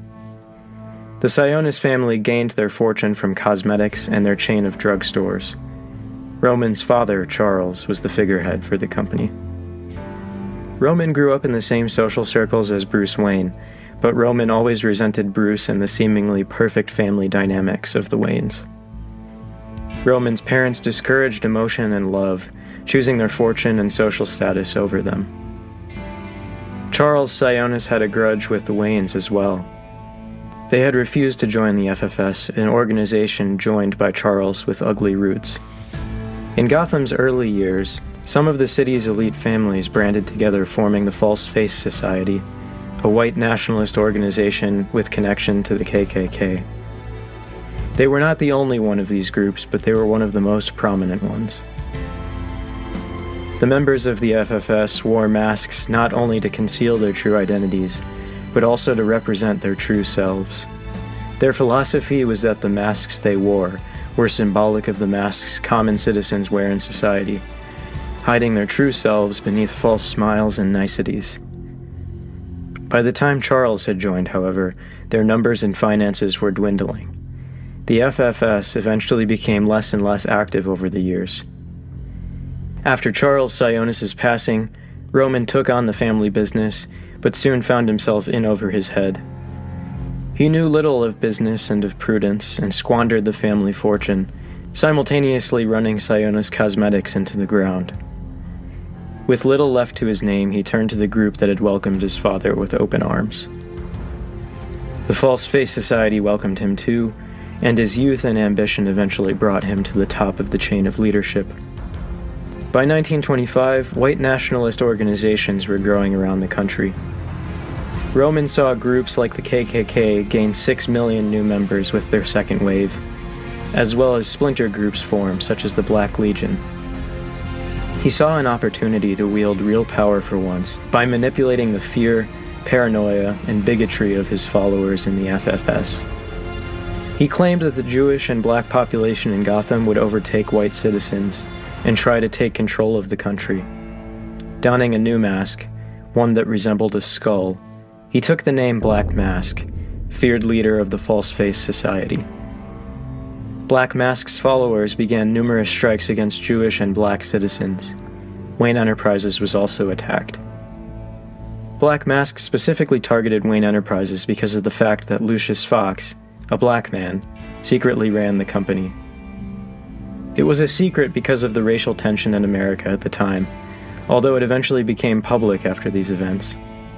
The Wayne family would have been considered progressive by the standards of their day for hiring Lucius, although his importance was still kept hidden from the public eye. Bruce Wayne left the day-to-day leadership of the company to Lucius because of his sharp mind and business skills.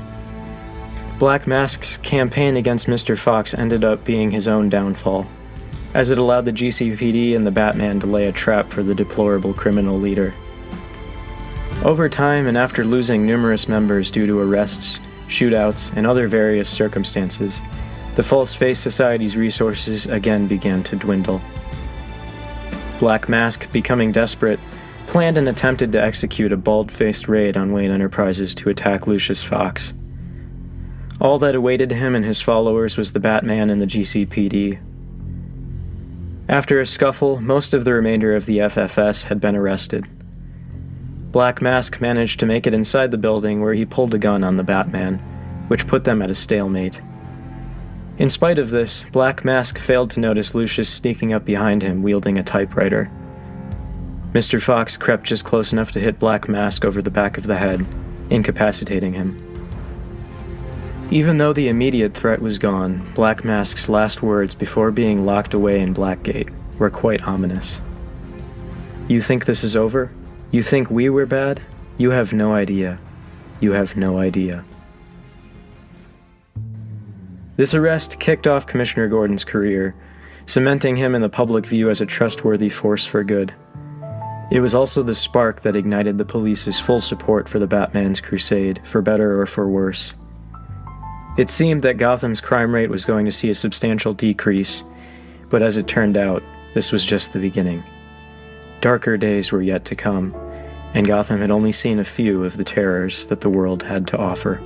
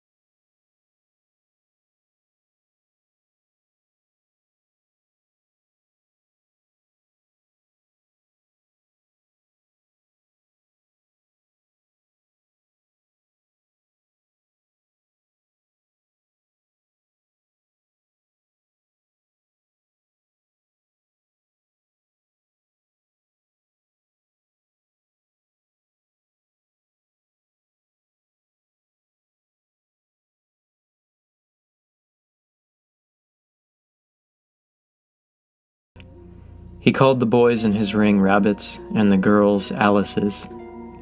All were expected to scavenge and pickpocket whomever they could. The girls would even be expected to sell themselves. If they did not bring back a certain amount, they would be punished. It was a truly horrendous operation, but the Mad Hatter kept it all below the radar of the GCPD. The cruelties heaped upon these disenfranchised children continued unabated. The first children to be enlisted in the Mad Hatter's ring were Dean and David Twyshore.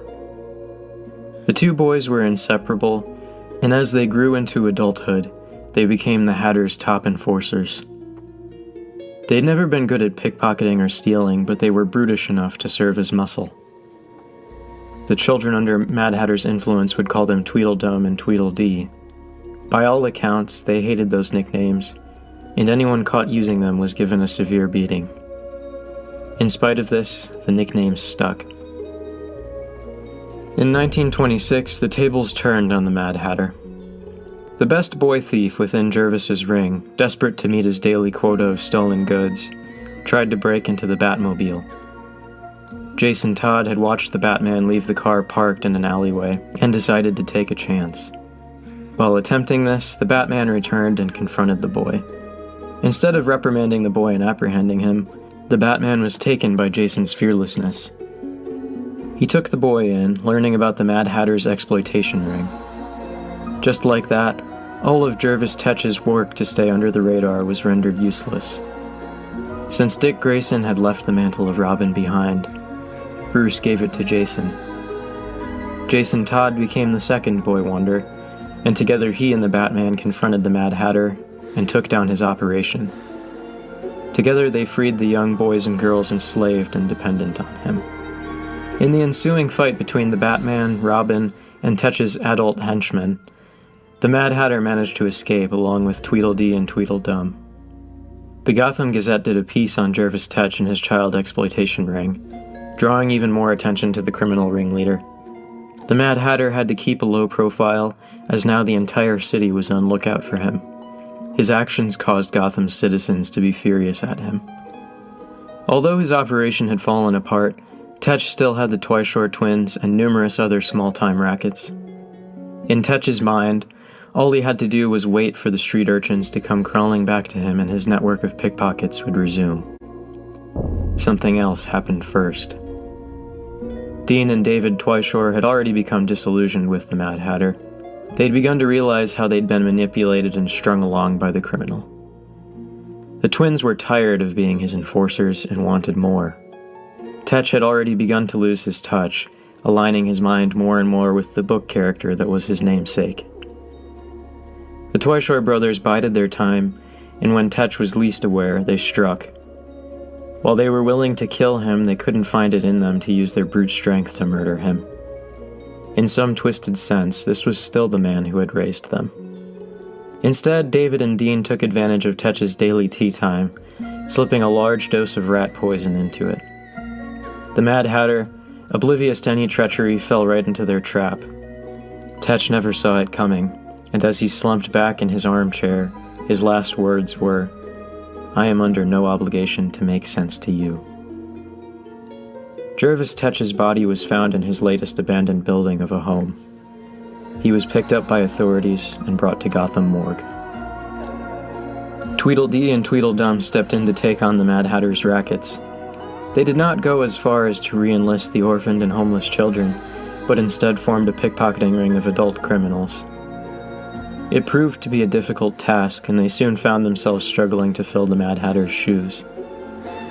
It was in late 1927 that Two-Face appeared on the crime scene in Gotham.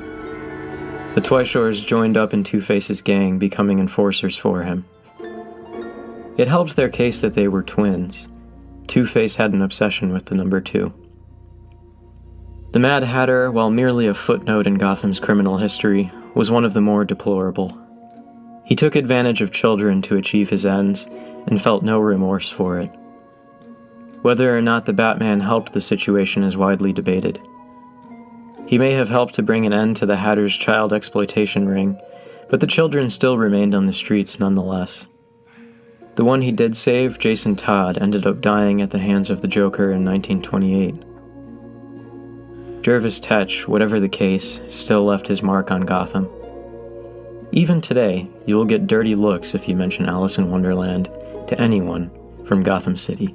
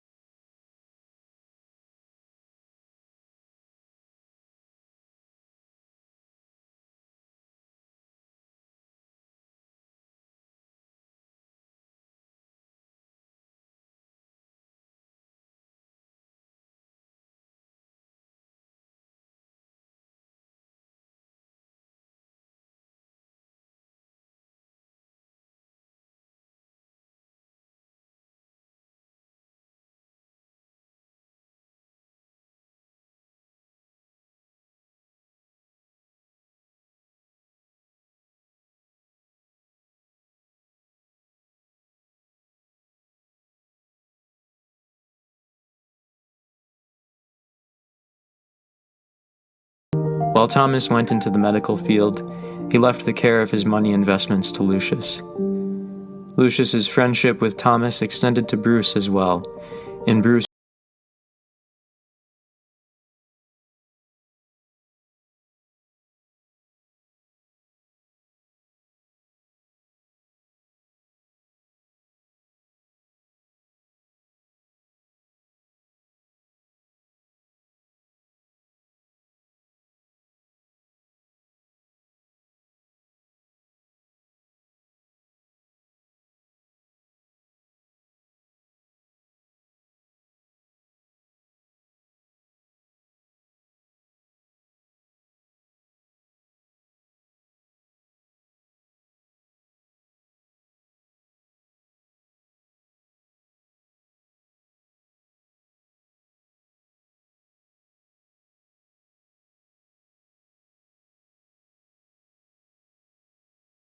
His reasons for taking the company in different directions wasn't solely business strategy.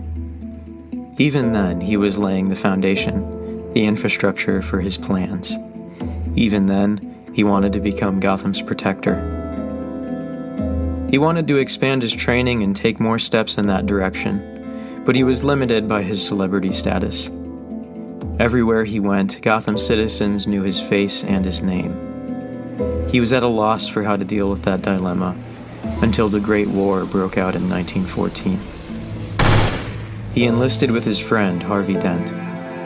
Public opinion of the young Wayne was that he was throwing his life away to go play war hero. Bruce utilized this as well. In the very first battle he and Harvey fought in, Harvey was grievously injured, and Bruce disappeared, declared missing in action. Most presumed him dead or captured. Without his butler, his money, or his fame, Bruce finally felt free for the first time. He spent the next 2 years finishing his training and hiding. He would barter, work, or stow away across the globe, training with various groups and masters. During his early training in his teen years, his teachers had told him rumors of an especially mysterious group. Some were terrified of them, others considered them saviors. They were called the League of Assassins.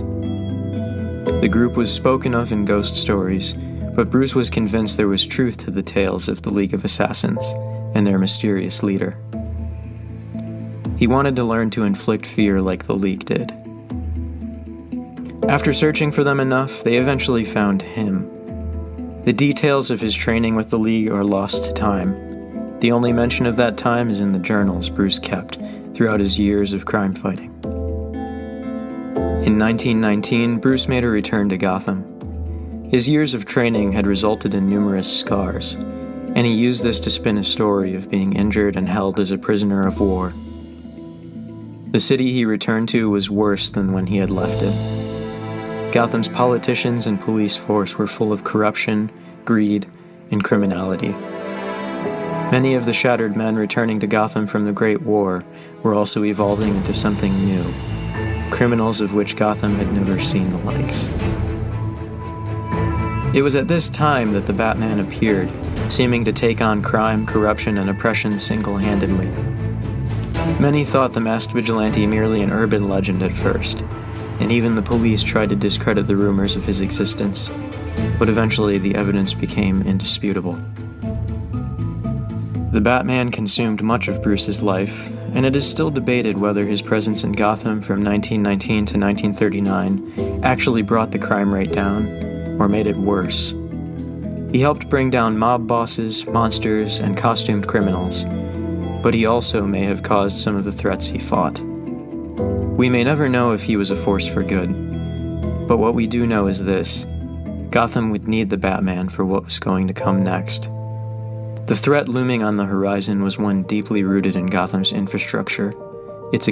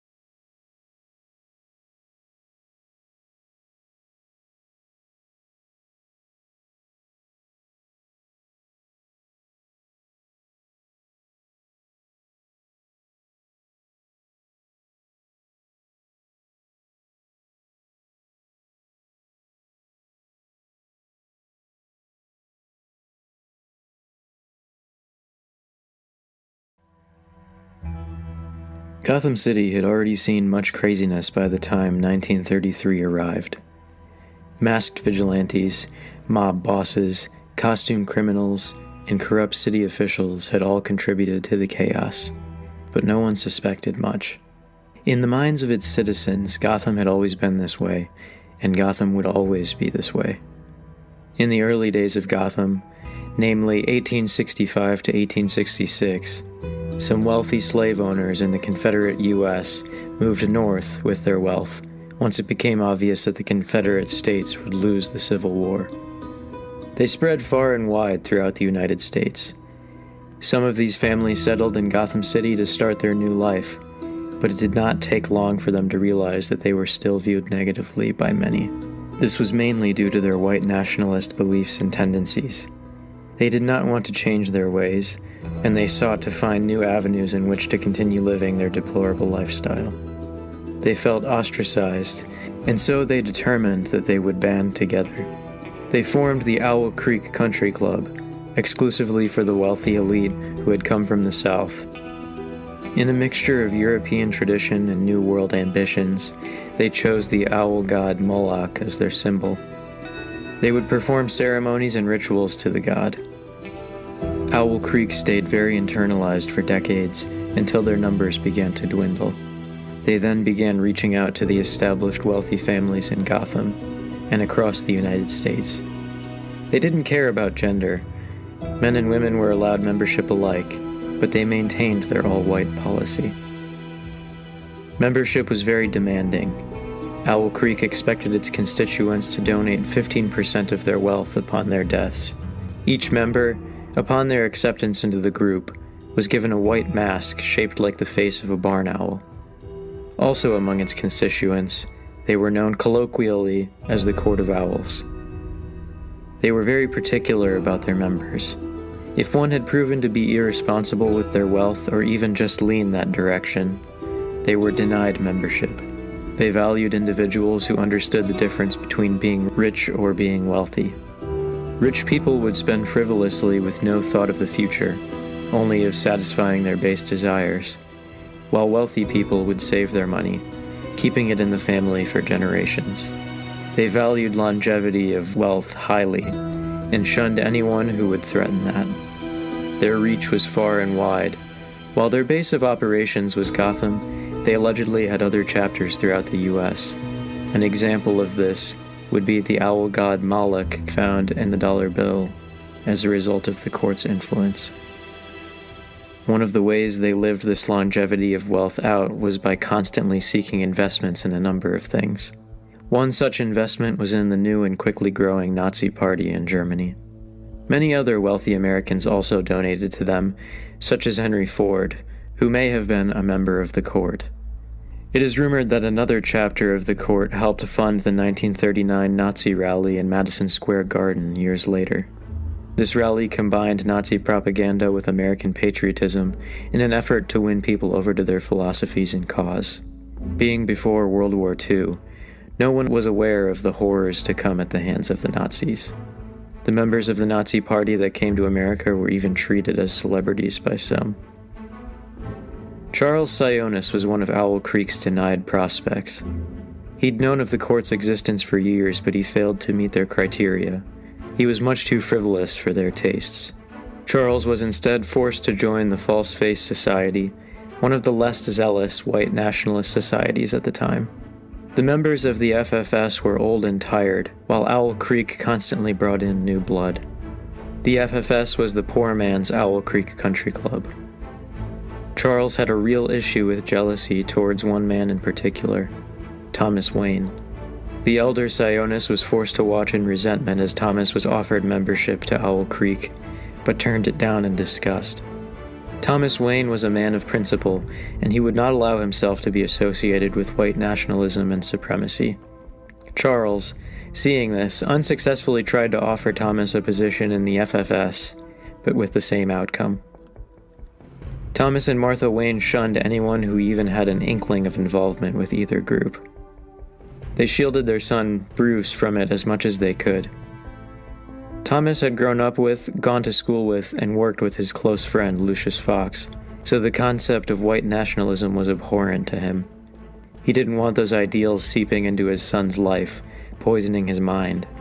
This worked, and Bruce grew up completely unaware of the existence of the Owl Creek Country Club. With Charles Sionis' passing, his son Roman soon joined the FFS, scornful of the Court of Owls. When he eventually became the leader of the FFS, he created his new persona, Black Mask, and fashioned his cowl after the masks given to each member of the country club. His mask was molded in the likeness of a raven after Edgar Allan Poe's poem, and also like a distorted version of the court's masks. This was intended as a proverbial "fuck you" to the members of Owl Creek. Not that it affected them much. They barely gave Black Mask and the FFS any thought at all. As Owl Creek grew and evolved, so did their plans and ambitions. The leaders of the club realized that with all their power and resources, they had opportunities to influence the city officials, politics, and infrastructure of the city. They took it upon themselves as a calling to guide the history of Gotham, to control its every facet. These leaders of the court were considered the elite within their club, and their decisions influenced much of the group's goals and activity. The court purchased a lot of land, and even some islands, digging their claws deep into Gotham and the surrounding area. They instigated numerous new regulations for the members of Owl Creek. Members were now expected to make each meeting a priority, drop all pretenses of responsibility outside the group, and take part in the strange and arcane rituals practiced by its very first members. This last requirement was a dark reflection of the original practices of Owl Creek.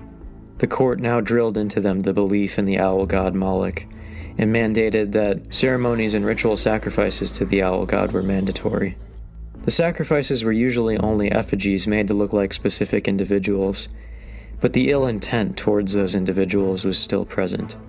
If one of their members decided they wanted no part of it, a Talon would soon come for them. One of the most horrendous and deplorable practices of the Court of Owls was its process for creating and training Talons. Talons were the foot soldiers and muscle for the court. They carried out thefts, assassinations, and general dirty work for Owl Creek. Armed to the teeth and well-versed in stealth, they were ruthlessly efficient. They would leave no trace, and often police and newspapers would chalk it up to the random violence that Gotham was used to. All the same, rumors circulated through Gotham of a shadow society influencing the city's workings. This is where the nursery rhyme found its origin. Beware the Court of Owls that watches all the time, ruling from their shadowed perch behind granite and lime. They watch you at your hearth, they watch you in your bed. Speak not a word of them, or the Talon will strike you dead. The creation of these Talons was degrading. The court would press gang black men into indentured servitude, brainwash them, and turn them into weapons. If the members of the club were to be the Court of Owls, they would need Talons to execute their will.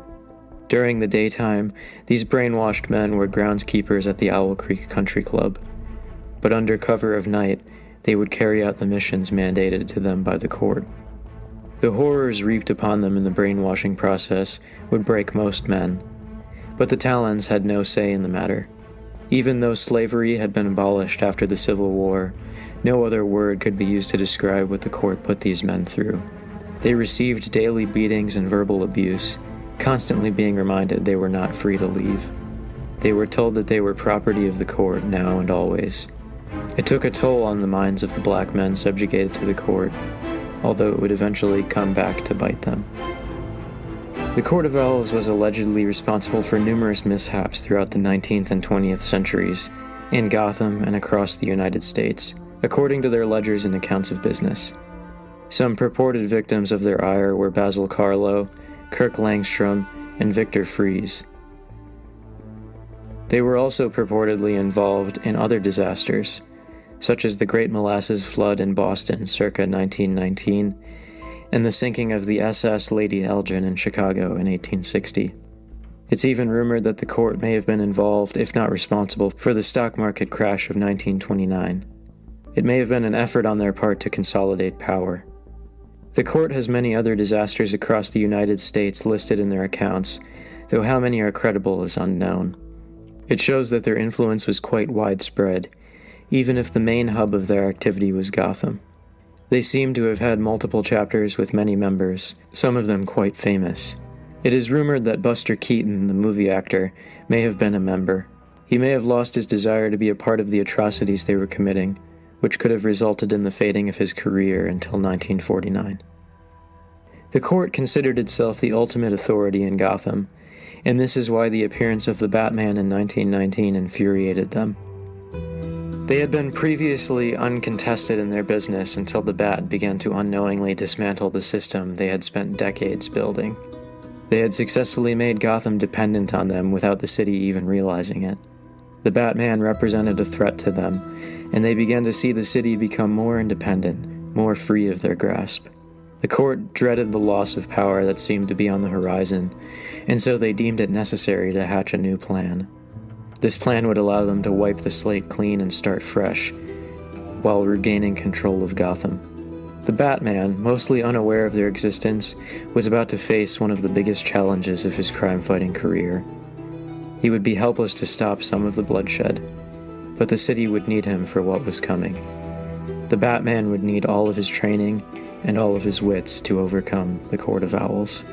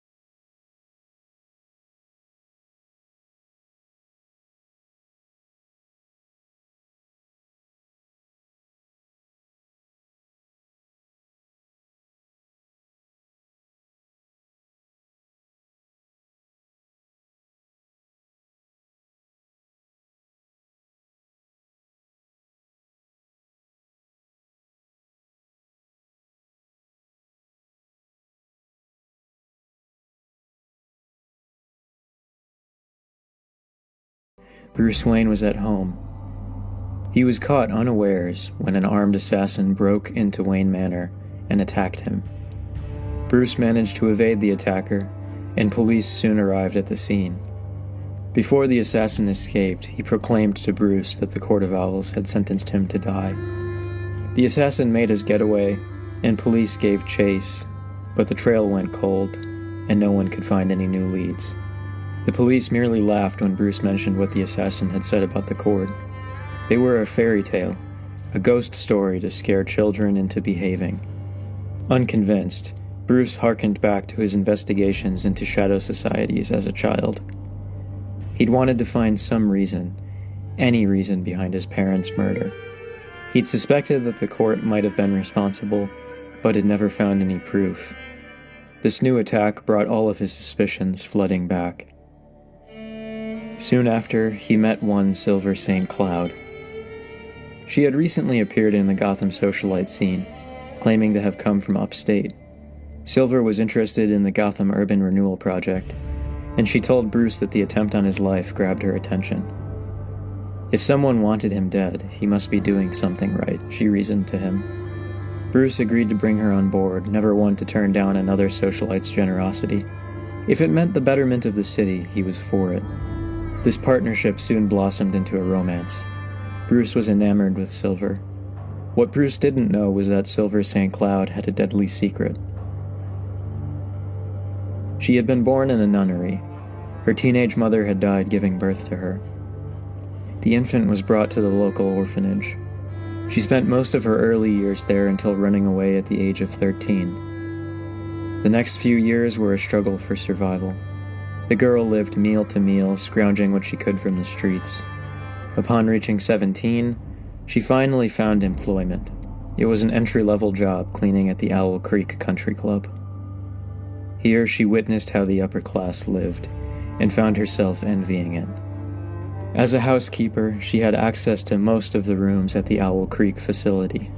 She also picked up bits and pieces of information overheard from the members of the club, but she wanted more than the hand that life had dealt her. The young woman took note of the numerous functions that the members of Owl Creek held. For the next 18 months, she saved every cent she made as a housekeeper, in the meantime reinventing herself as a wealthy heiress. The young woman who came through the door to the annual ball at Owl Creek was completely transformed. Gone was the housekeeper that everyone ignored. In her place was someone new, someone beautiful, someone formidable. Silver St. Cloud. It was a huge gamble to show up uninvited to the ball, but it paid off. Even though she had spent so much time cleaning up after the members of Owl Creek, none of them recognized her. Silver's confidence and transformation made that much of an impact on them. She spent the remainder of the evening making acquaintances, and no one questioned her. After that night, she was treated as any other member of the Owl Creek Country Club. Silver St. Cloud used the information she had gleaned in her time working there to move up in the ranks, discovering the true face of the club, the Court of Owls. Bruce was none the wiser for these truths about Silver. There was no way Bruce could know that she was now one of the highest-ranking members of the court. This would all soon come to light. The police continued to look into the mystery assassin who had attacked Wayne, but their search was fruitless. Then the deaths began. They were scattered throughout many days and weeks. A city councilor found in a dumpster, the new city treasurer found in Gotham River. Over time, a pattern began to emerge. But while the police suspected foul play, they had no evidence to support it. What they did have was the Batman. Following the pattern of city officials, the Batman and his team staked out the residences of the most likely targets. Their waiting finally gave them a lead. While staking out Commissioner James Gordon's home, the Batman saw a shadowy figure arrive, knife in hand. He confronted the figure and engaged in combat. What he faced was a Talon, armed to the teeth and trained remarkably well. The Batman recognized this assassin as the same one who had attacked Bruce Wayne. He fought furiously, wanting to overpower the Talon and get some answers. The vigilante soon realized that they were evenly matched. The fight continued until the rest of the Bat team arrived on the scene. Together they overpowered and captured the Talon. They brought the Talon back to the Batcave, located beneath Wayne Manor, and soon discovered the truth behind the Talon. That he was a black man captured and reprogrammed by the Court of Owls. The Talon had been through a rigorous torment at the hands of the court, his identity wiped away. His name was Lincoln March, a man who had gone missing years ago. The Batman learned that there were numerous Talons, all at the disposal of the court, and he acquired a full list of names for elimination within Gotham City officials. The Batman was adamant about handling the court on his own. He assigned the rest of the Bat team to watch over and protect the other targets of the Talons. He then released the Talon they'd captured back into the city, intent on tailing the poor soul back to the source, Owl Creek Country Club. The Batman's rage burned furiously. He'd seen the injustices reaped by the court in the murders, the brainwashing of their Talons, and he would not stand for it. He would burn the court to the ground.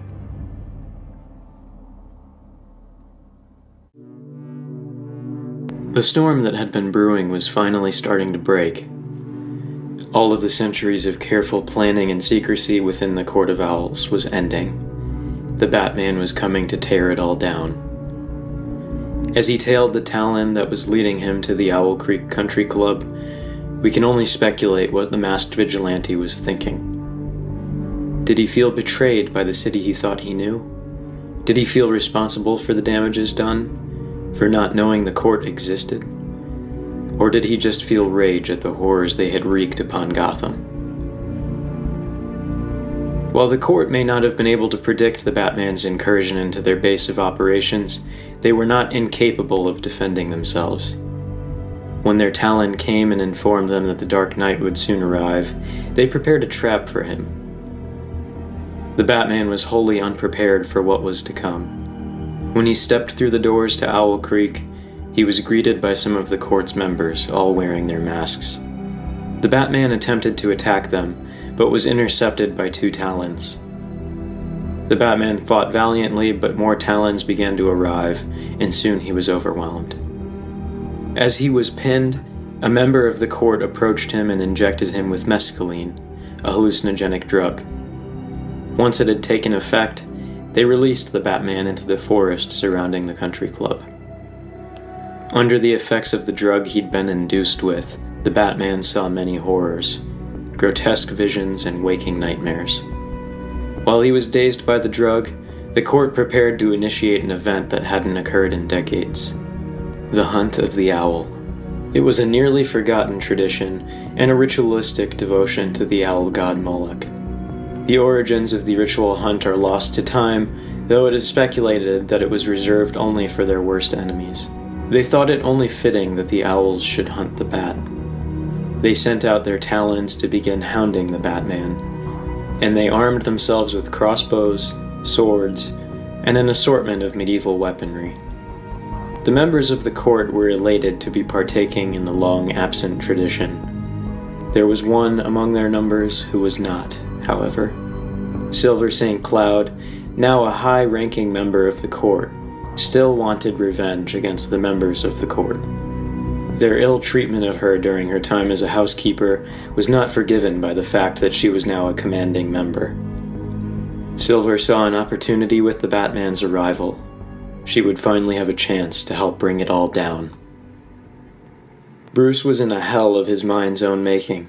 He hallucinated his parents still alive, only to be murdered in front of him by a Talon.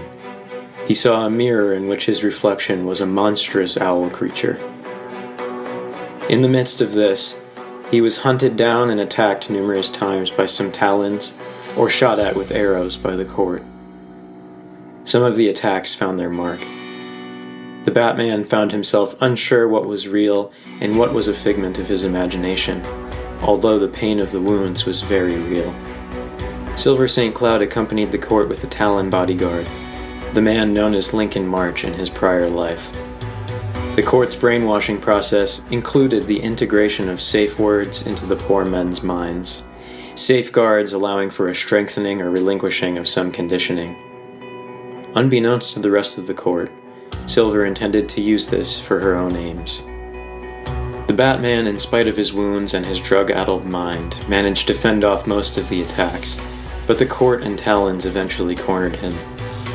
It seemed that the Dark Knight's career was about to meet its end, when Silver uttered the safeguard to Lincoln March, Willowwood. March's conditioning eased up enough that he regained some of his free will. It was at this moment that Lincoln March's hatred for the court exploded. Lincoln lashed out at Talons and members of the court alike, slashing and striking indiscriminately. The Batman was beginning to overcome the mescaline in his system, and seeing this, took advantage of the situation. He began fighting again with renewed vigor. In spite of this, the Talon and the Bat were still vastly outnumbered. Silver had only known the safe word for Lincoln, and she was not yet ready to reveal her treachery. The Batman and the Talon fought fiercely, but it wasn't until the timely arrival of the Bat team that the tide of the battle began to turn. Nightwing, Batgirl, and the GCPD arrived in force. The Bat team had chosen to ignore Bruce's request to let him fight alone, and the battle was all over soon. With the drug finally wearing off, the Batman and his allies apprehended the remaining Talons and court members, although some members of the court managed to escape. Lincoln March and most of the Talons were brought into custody, but Silver St. Cloud and a handful of others were nowhere to be found. The Batman spent the following few weeks tracking down the remaining court members. He eventually got a lead that took him to Harbor House, a property on the Gotham lakefront. Upon arriving there, he found the remaining court members sitting around a table, dead. They had been poisoned, except for Silver St. Cloud, who was nowhere to be found. On the table was a letter with the message, "The court has been struck dead," and signed, Silver St. Cloud. Silver was never found, and presumably left Gotham altogether. The revelation that Silver had been a member of the court struck a blow to the Batman. Bruce's romantic entanglement with Silver had come to an abrupt end, as most of his relationships did. At Harbor House, numerous ledgers and records of the court's dealings were found. They went into great detail and revealed a shocking secret to the Batman. The Gotham chapter was not the only chapter of the court to exist in the United States. There were mentions of chapters in New York, Boston, Washington, D.C., Chicago, and many others. Gotham had been the Court of Owl's main base of operations, but the legacy of the court lived on in other organizations that sprang up throughout the centuries. The Bohemian Club, Skull and Bones, and more. These clubs were merely echoes of the court, but still held many similarities. They also publicly kept their noses clean and could not be touched. The Batman knew to pick his battles, and surmised that the court's presence in Gotham was eradicated. He gave all of his information to the police, who in turn gave it to the FBI. As long as the court stayed out of Gotham, he would leave the other chapters to the authorities. The Talons that had been apprehended were treated with gentle care. They could not be imprisoned in Blackgate as they were not responsible for their actions. They were moved to Arkham Asylum's high-security wing. The court's brainwashing had effectively sapped their free will. Numerous reprogramming words were discovered in the court's records, and used to begin the process of granting these men, whose lives had been stolen from them, some semblance of what their lives had been before. In spite of this, it took years to deprogram the men they could. The others weren't so lucky. Bruce Wayne personally oversaw the funding that went towards helping these men. The Gotham Gazette did an expose on the Owl Creek Country Club, bringing to light what had been in the dark for so long. It shocked Gotham to know what had transpired under their noses. It also shook the faith of its citizens in the Batman. If something so horrible could happen on the Batman's watch, then who would keep them safe? It was the first in a long line of events leading to eventual protests against masked vigilantes. The fall of the Court of Owls transpired in early 1934, and it signified the end of an era.